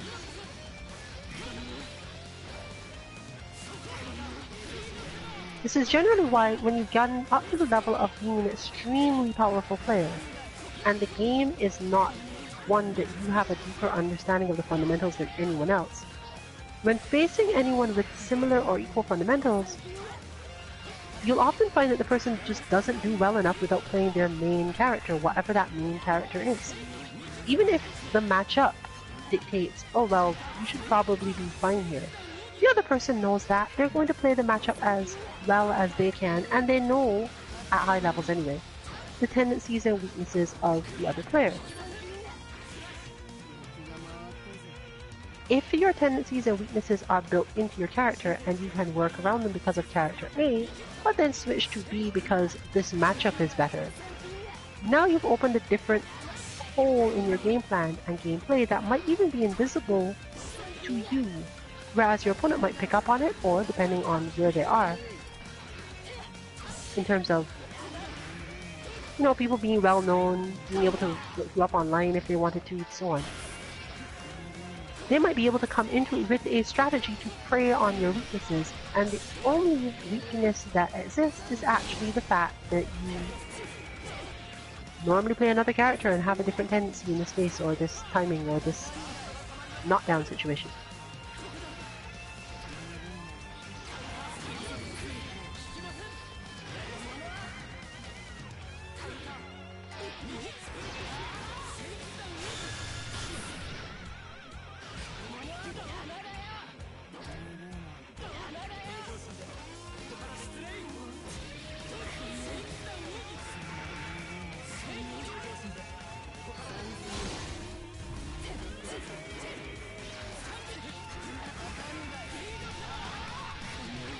This isn't the same as exploiting a tendency in something that the opponent finds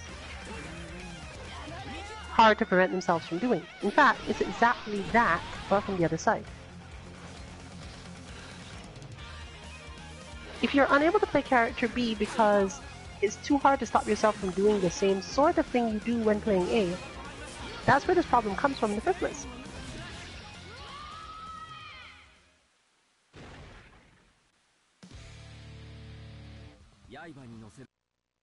And this is actually a common problem throughout fighting games.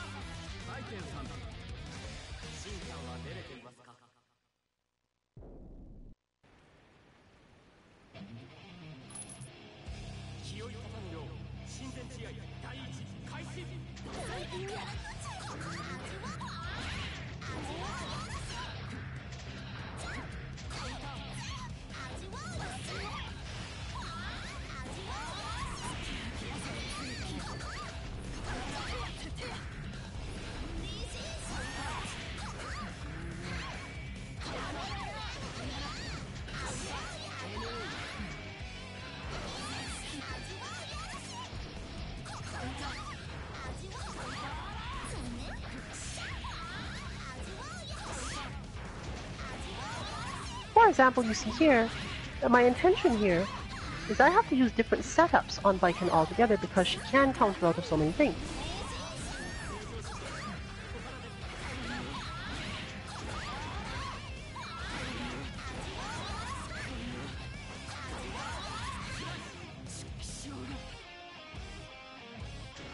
So whereas with most other characters, I'm working more so on the space that I'm at after hitting the crouch heavy. Like that. With Baiken, the easier answer is to not do any of that. Because she's looking for a way to resolve the problem based on her defensive abilities. And therefore my job is to make that as confusing as possible. Because an overwhelmed opponent is always the better option for you.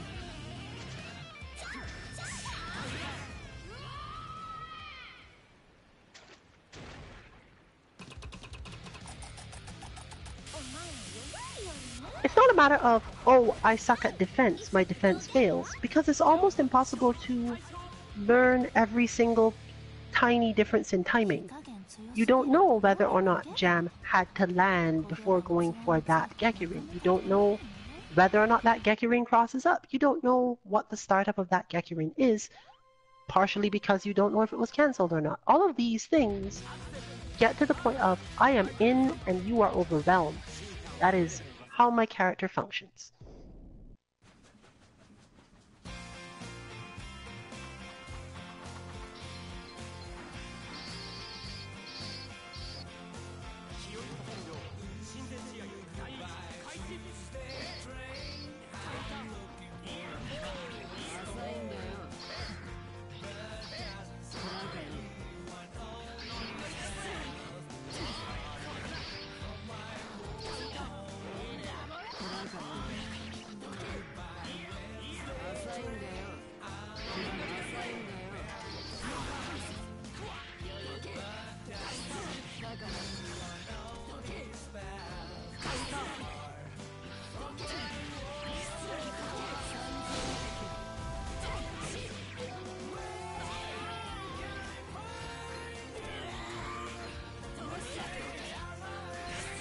But similarly, while this does seem like, well, that's stressful, Baiken just has all this trouble doing these things.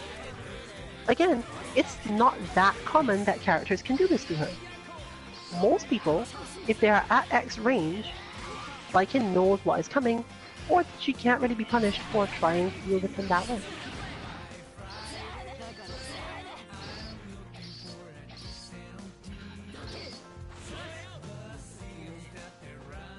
Barely fell short.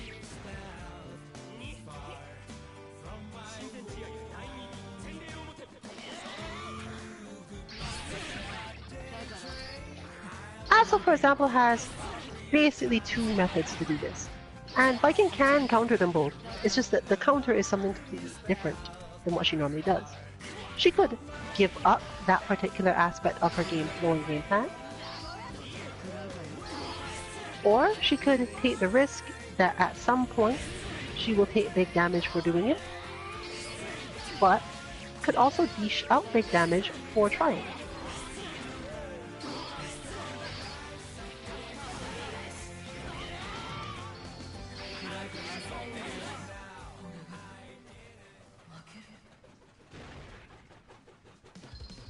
It's all down to what the player thinks is important in their time.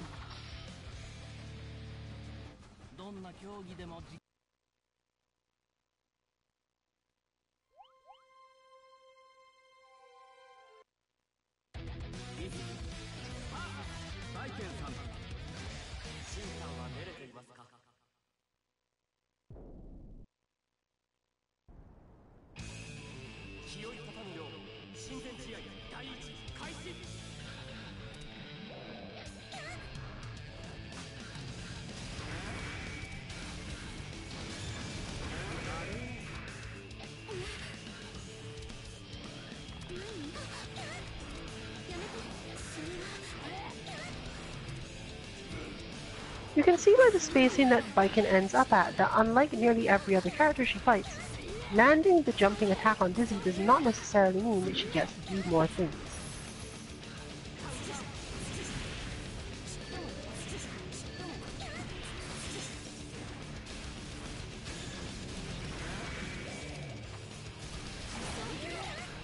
However, there you see one of her better options. That move is super strong in this matchup, not because Dizzy specifically can't stop it, but because if she's not expecting it for whatever reason, or has launched certain types of attack, it moves Baiken closer.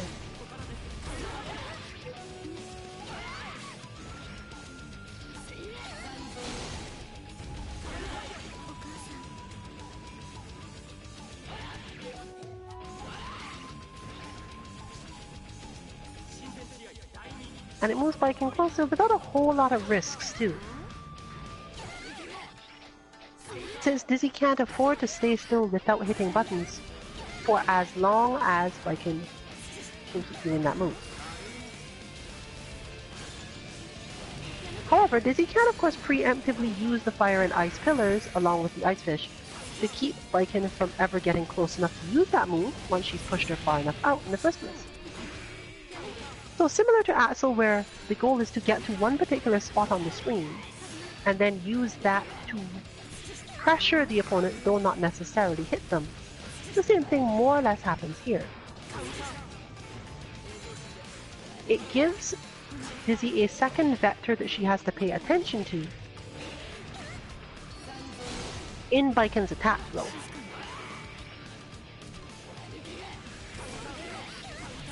Meaning it becomes possible for Baiken to get the jumps because she is also sometimes using the crouching slash.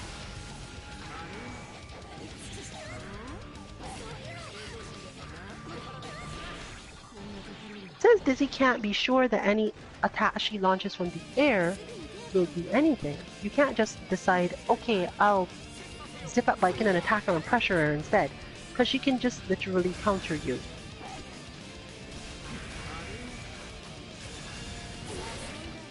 And fly.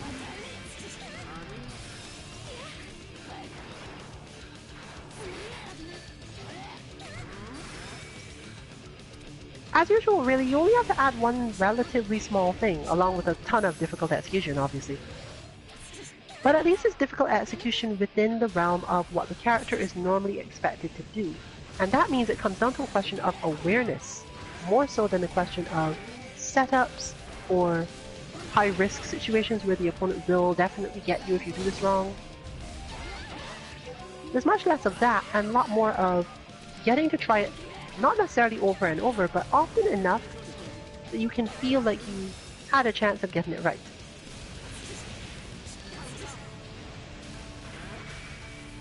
Depending on your training partner, that's all you can ask for, really.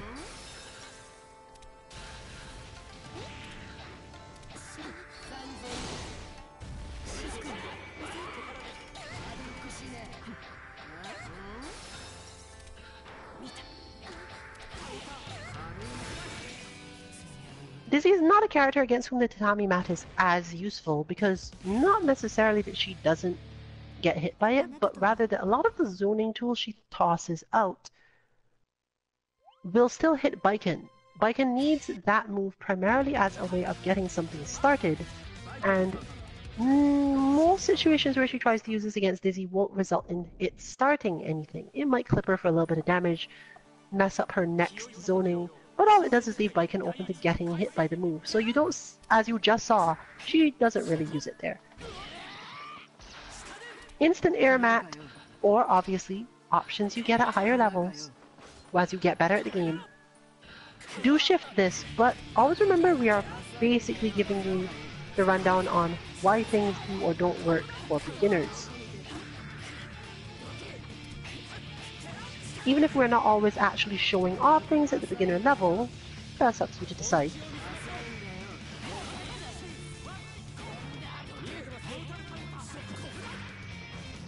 Our aim in terms of exploring matchups and thoughts like that have to do with that.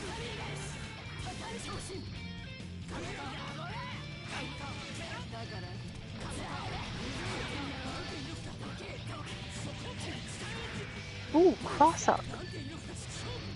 You do not see Kai cross-ups very often.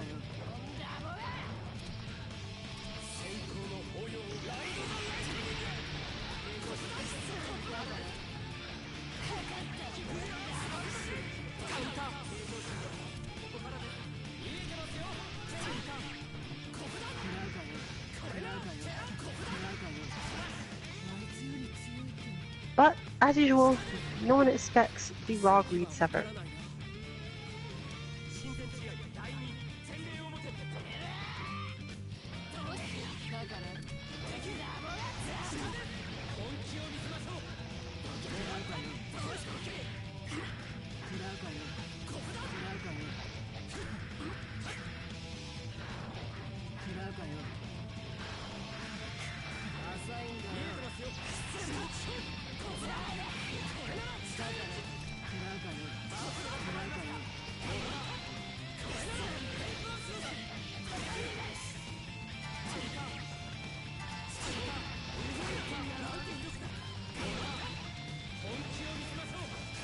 This is a similar limit situation, not because Baiken can't use Move Mat, but because the situations in which she wants to use it are not the same as most characters.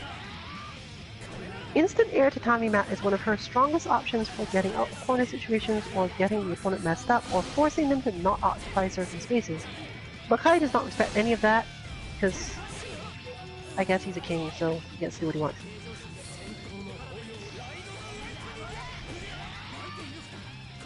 Read it.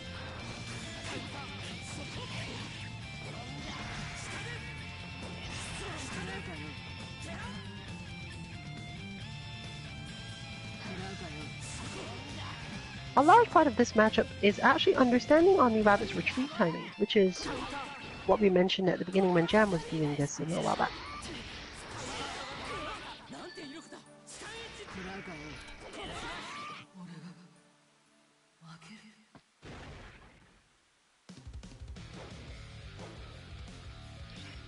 But another close belt.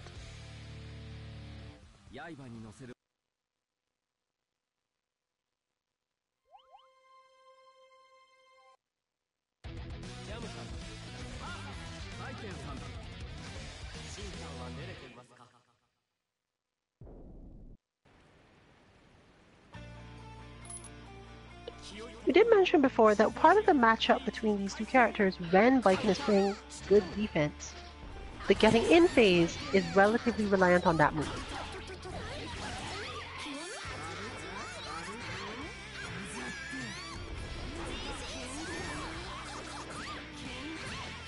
Because Baiken is one of the characters who is willing to wait for Jam to go for certain things.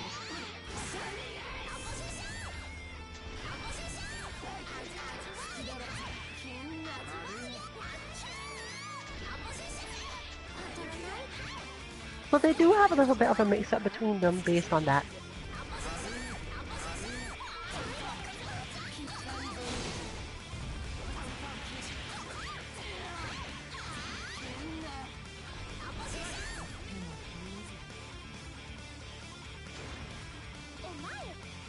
Since Jam controls how far she travels with that move.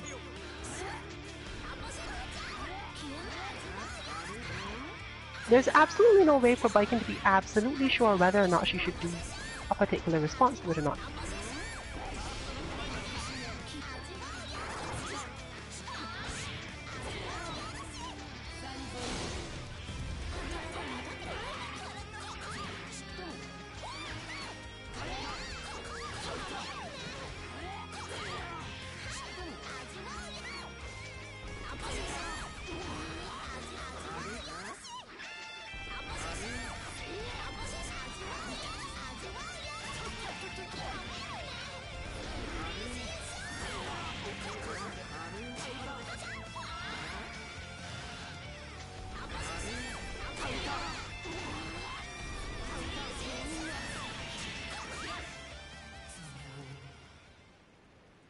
And if you want to know about how does Baiken counter that, she doesn't.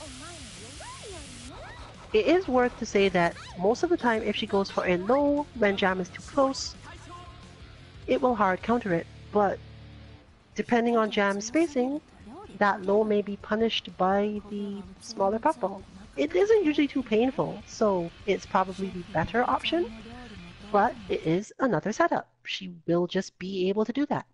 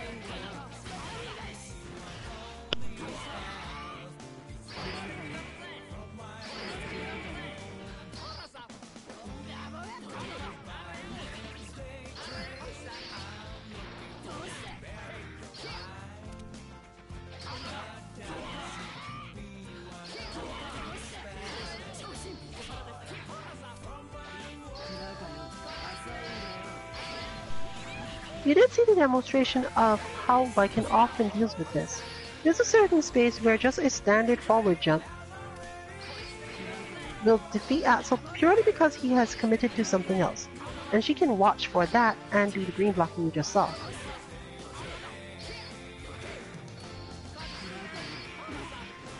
Unfortunately, letting Axel do that move is not an answer to anything directly. However, if she can really get the person into the habit of it, it means they'll let her stand at the space where just going for claw or parry is a good thing.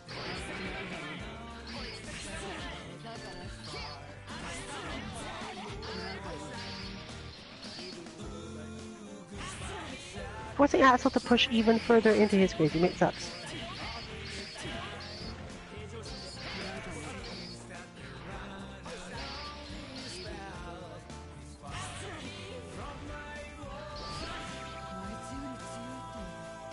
But that, if timed perfectly, is a really good solution. If he's expecting the neutral, or rather empty jump, countering with Resurrection is probably one of the better options.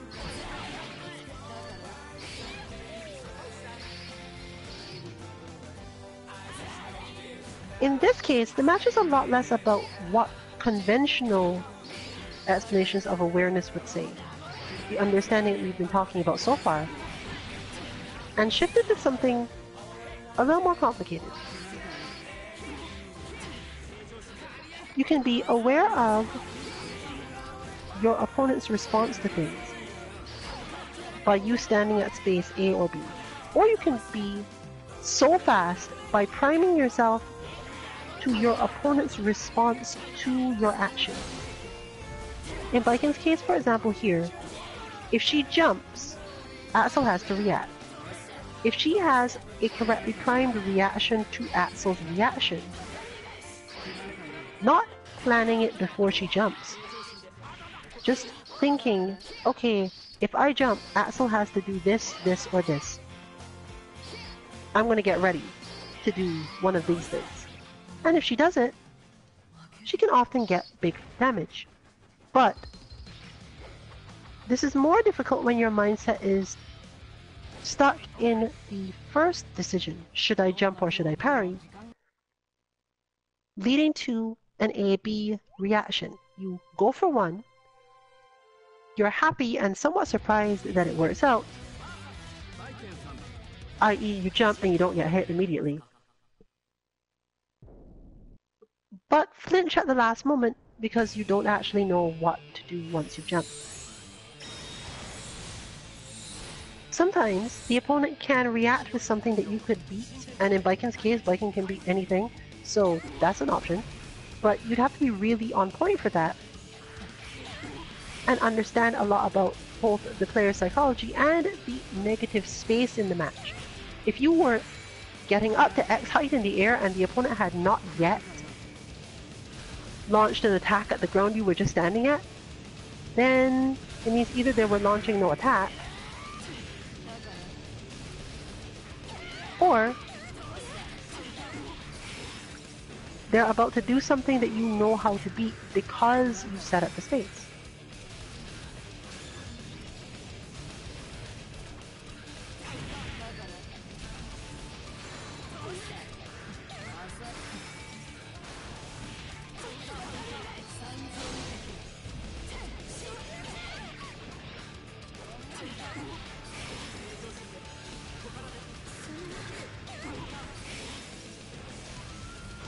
But yes, Dizzy is one of the few characters who can just block Baiken and not have to worry about a bunch of weird things happening to her.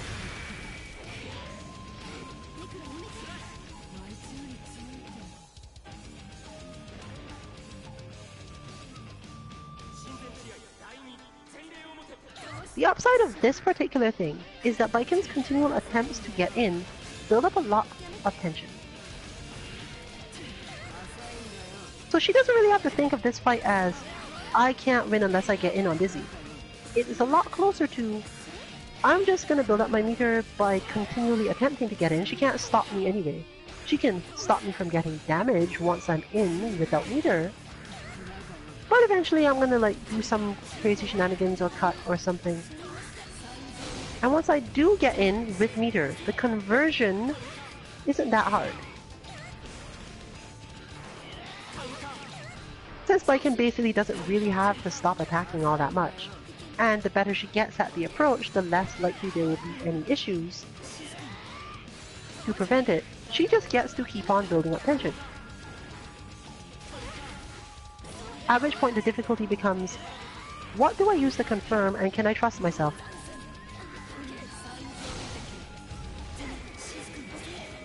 But that move even does a ton of chip damage, and the risk meter it builds up, assuming she doesn't get punished in some way, which is not all that easy to do honestly, means that the next couple hits that Baiken lands do a little extra damage. It'll never be as serious or dangerous as actually landing the super, but you can absolutely chip someone to death by never actually landing that super, as long as you don't take a lot of damage on the way.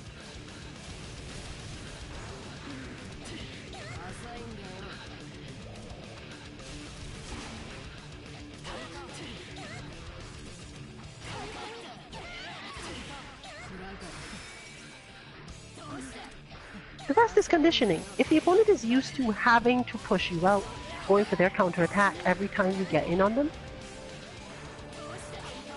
then you just have to find the thing that counters that. I don't actually know what counters that for Baiken, because I think Dizzy can tend to just use her Crouching Dust, which might not have the easiest counters on Baiken's side.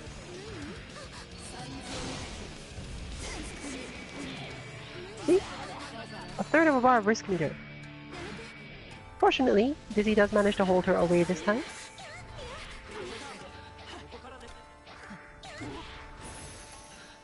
So in this situation, for example, Baiken is fishing for the confirm to end the match. And she really can afford to not stay away because Dizzy has full meter as well, and you know what happens when Dizzy uses that. Look at that chip.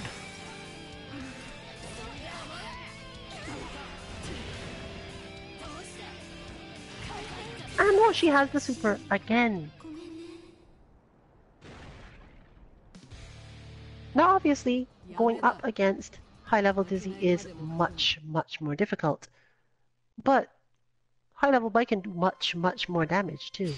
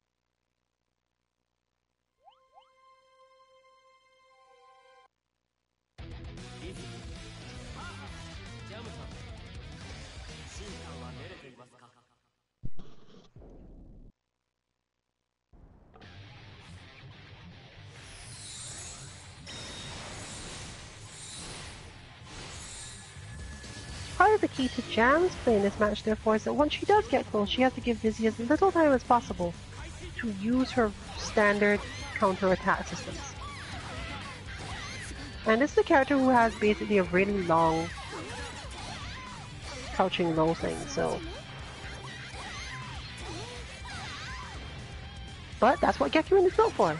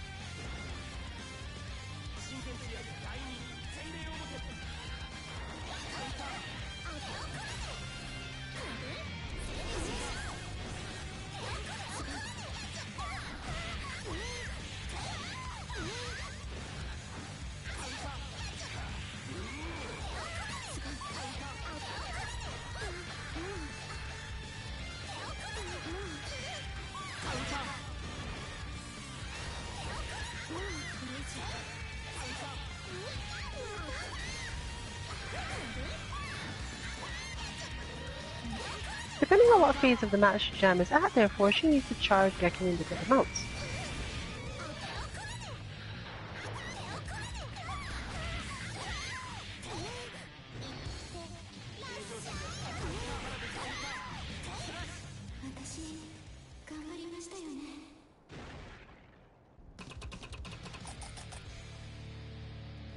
But the basic principle is the same. Knowing that the opponent's best options in a lot of situations to keep you at a given range involve hitting you with lows, simply use the move or power up the move that gets around the lows.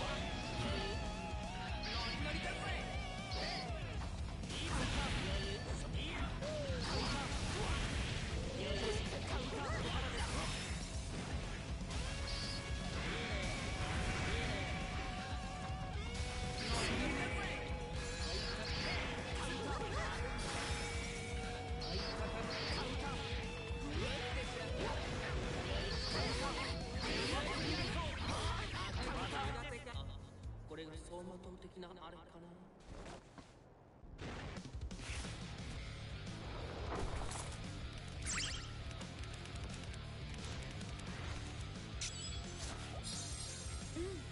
頑張ったよ。ディズニー勝利大勝。行き止まりで振り向いた時、そこには思いとどめるべき道があります。でも前でもないんです。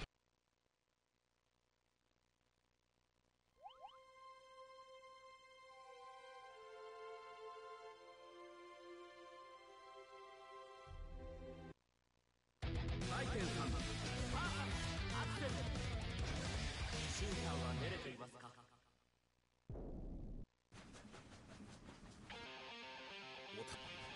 気負いたたん量親善試合第一開始。おいしさ気分はどうだい。ほらさカウンター。おいしさどけかかったほらさこいつがまない。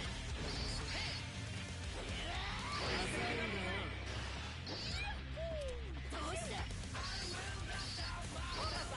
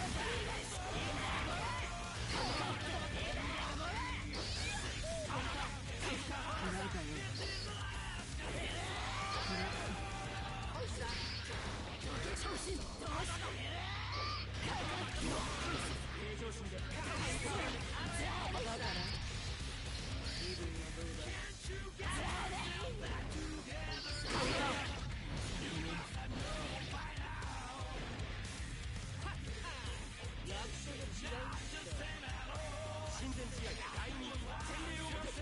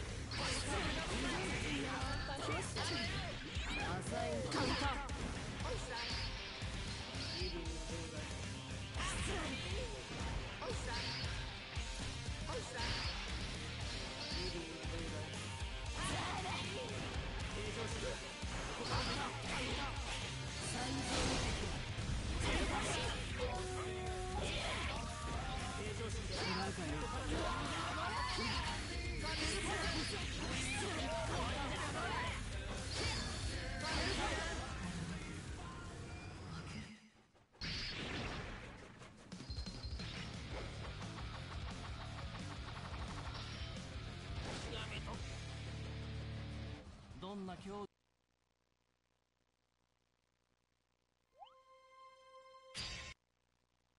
回転3回転。シンさんは練れていますか。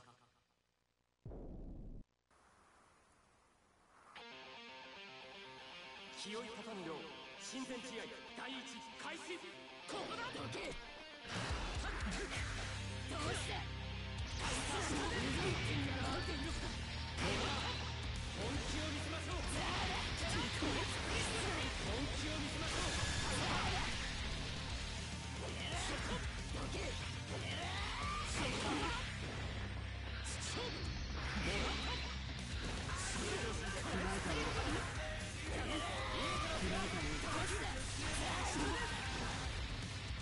ど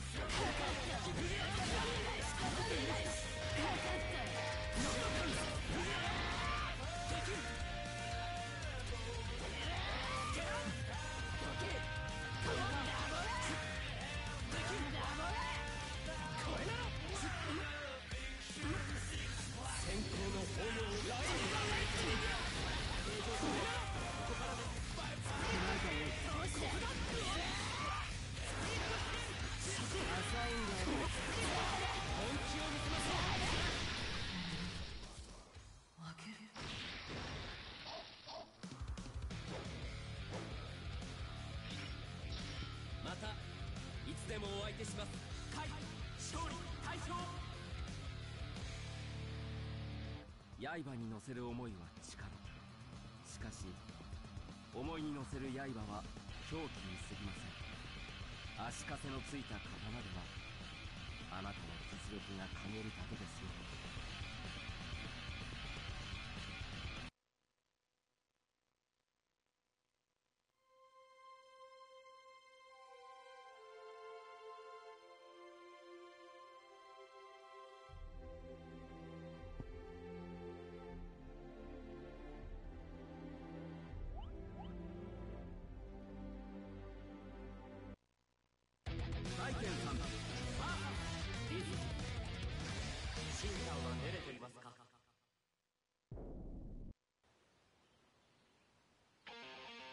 お頼み申す。お頼み。気負い立たぬよう親善試合第一開始。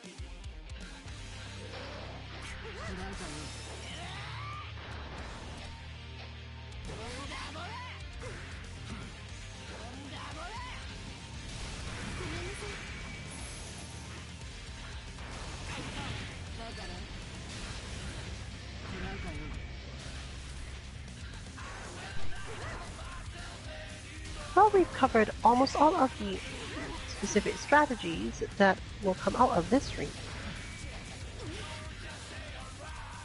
As you probably noticed, this doesn't leave me with too much to say.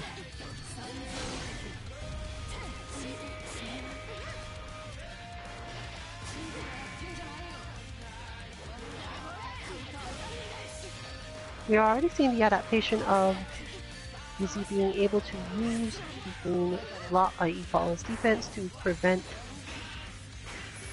the eventual chip out by Baiken, as we mentioned before. But doing so in neutral also changes the spacing they end up at, and more or less gives Baiken even more chance to do certain things. In the corner, Baiken can just push harder until she gets the confirm finder.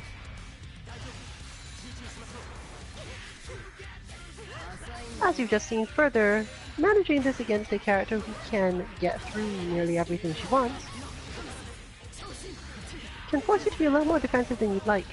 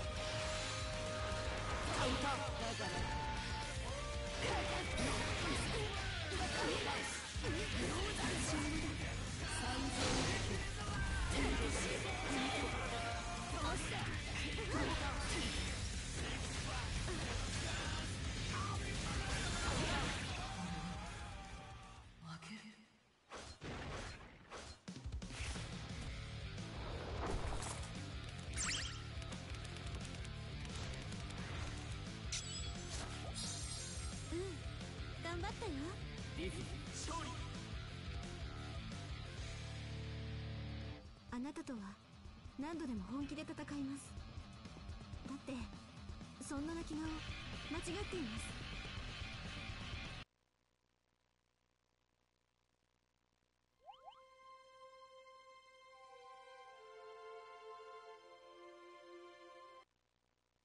バイケンさん、アクセル。シンさんは出れていますか？お頼み申す、お頼み申す。卒じながら冥府はいずこ。外道が笑えば民がなり、諸行に拉致なき沙汰あれば魔道の始末を己は美老の三品侍。気負い方むよう親善試合第一開始。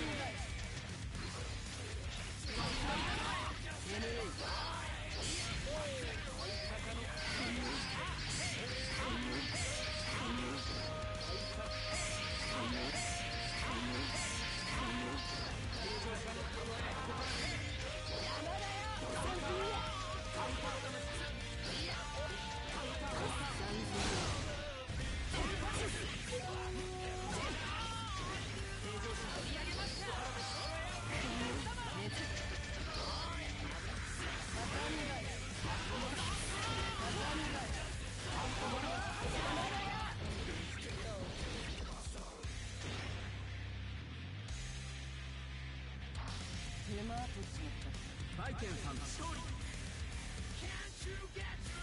親善試合第2切磋せよ。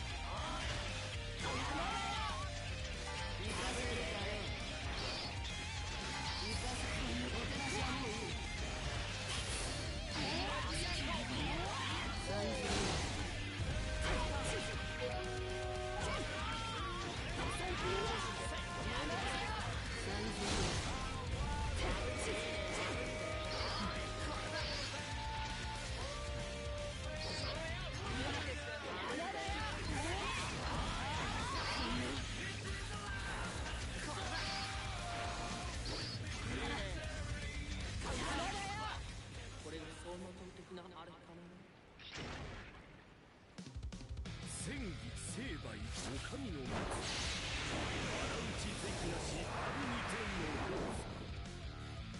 の何とぞよしなに縁まで、何とぞよしなに縁。弱いやつってのは強い獲物を欲しがる。だが手札1枚で勝てりゃ誰も苦労しない。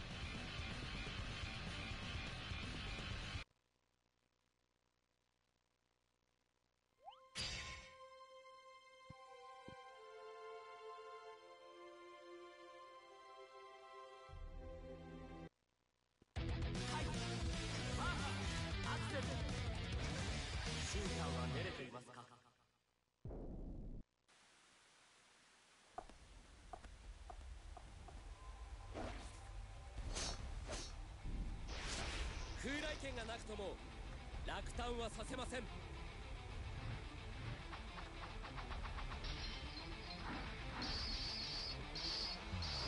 ールな負け方考えて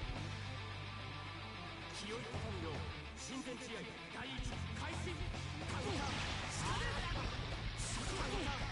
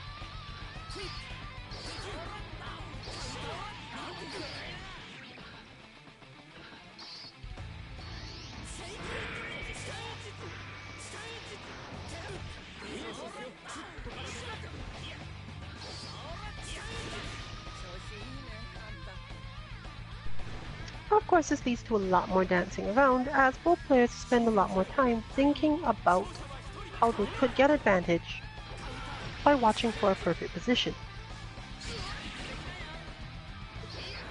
Over time, one does learn to set your rhythm, though, to know that moment where you decided, okay, I should stop hoping for or waiting for the correct timing and just move to create it.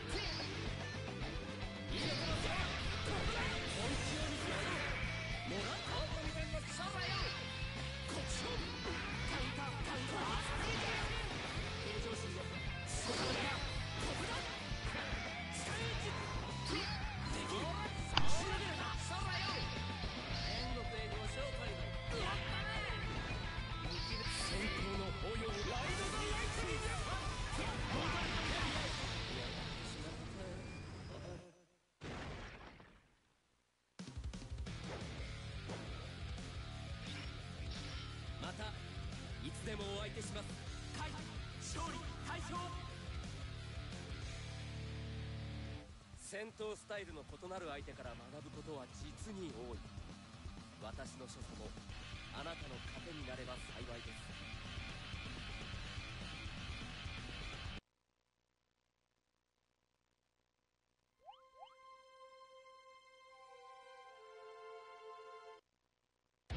リズム、パー、アクセル。シューターは練れていますか？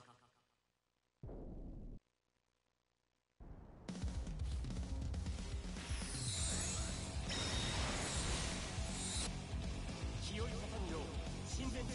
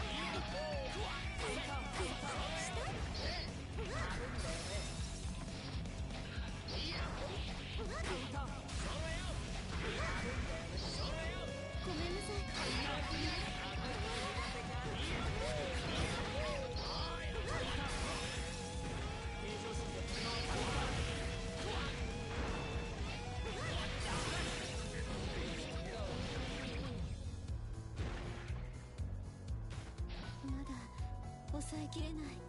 リンス勝利。親善試合第3部洗礼表。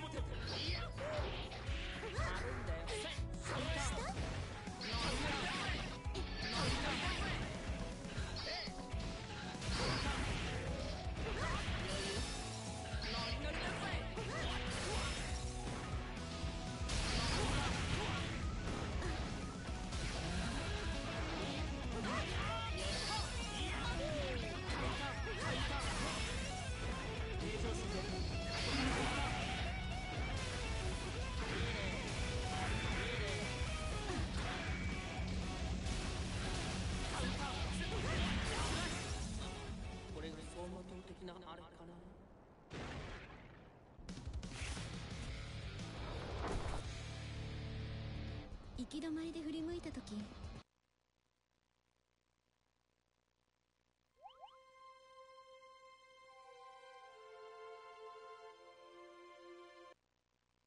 バイケンさん、アクセル。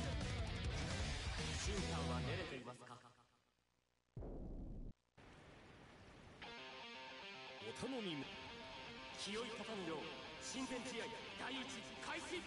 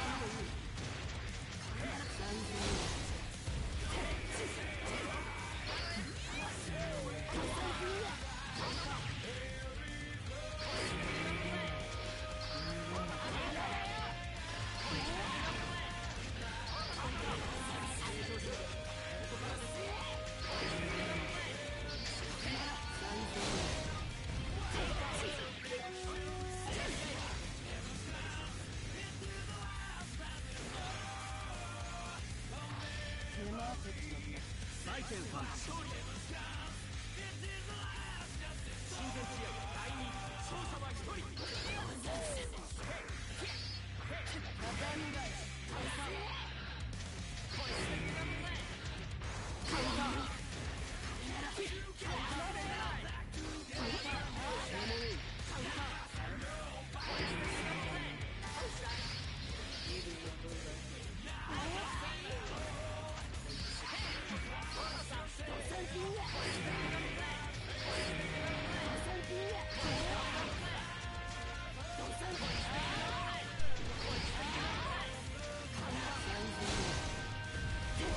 Oh, the hard confirmed.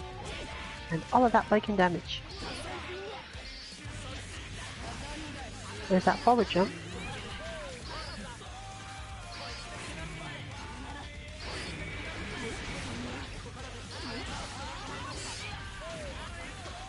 It's very often true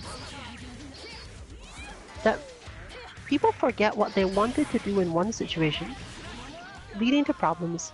But there, that one actually solved, and was a good demonstration of what I'm talking about. Sometimes you can get so caught up in the second option, the one that you used because your opponent wasn't letting you do the first, that when they start to counter that, you might not even remember, oh right, the entire reason I was doing this is so that they would let me do the first one. 弱いやつってのは強い獲物を欲しがる。だが手札1枚で勝てりゃ誰も苦労しない。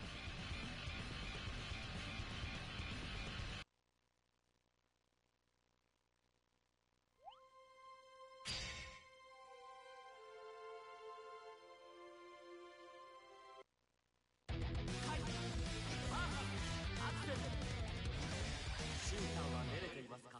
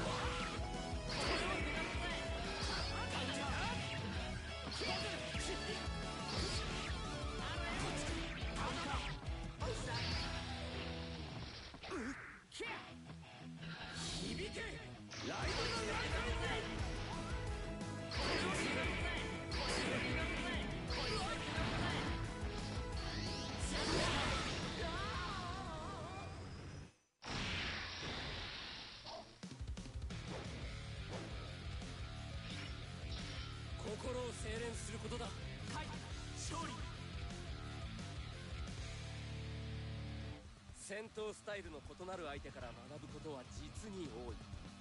私の所作もあなたの糧になれば幸いです。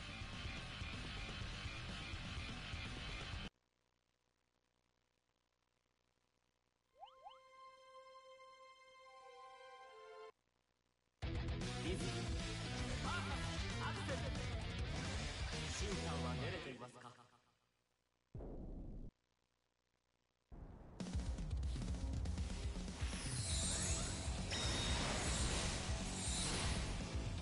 清い産業親善試合第一開始。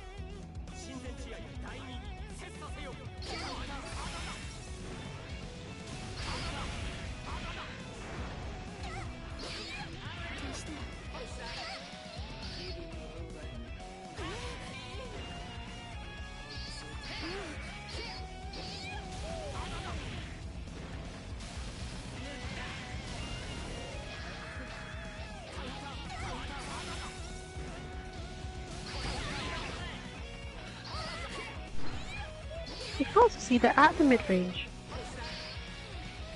some of Axel's strikes have the potential to stop certain of Dizzy's attacks if they're slow enough. At full range, he basically can't do anything about this. 少し休憩しましょう。リズム勝利。親善試合第3洗礼をもて。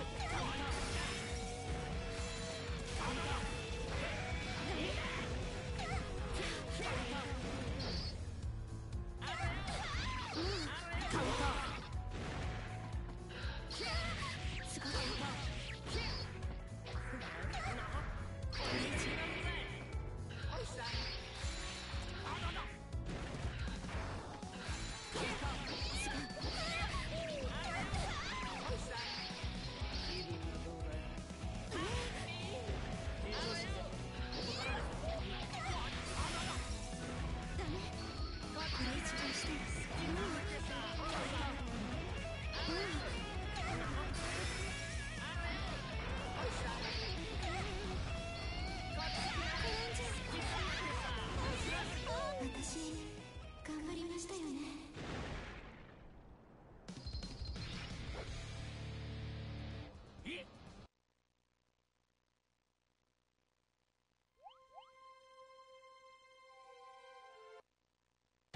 リズムバイケンさん、シンさんは練れていますか？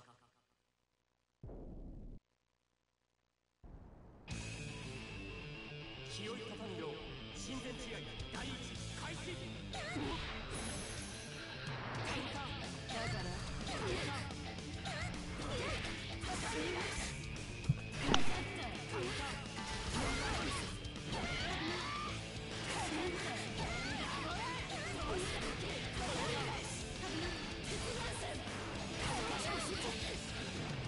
こんなことじゃ。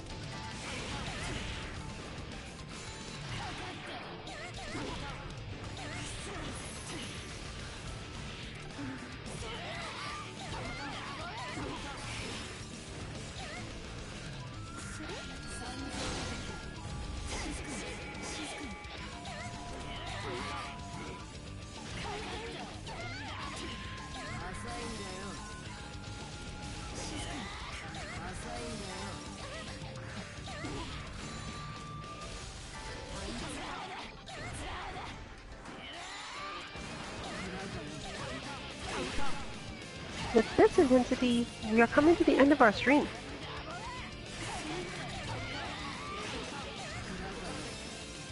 Join us tomorrow for Sandbag Casuals XL. Almost certainly going to be Under Night Ember X latest. And on Thursday for more Kame House, our Dragon Ball FighterZ beginner's lobby.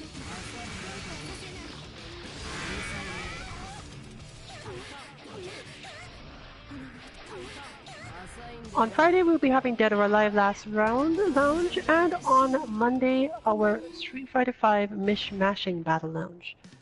Bringing us right back around to another Tuesday train next week, Tuesday. That said, this is the end of our stream for tonight. This has been Rillian for Team 2MK. Good night, everyone.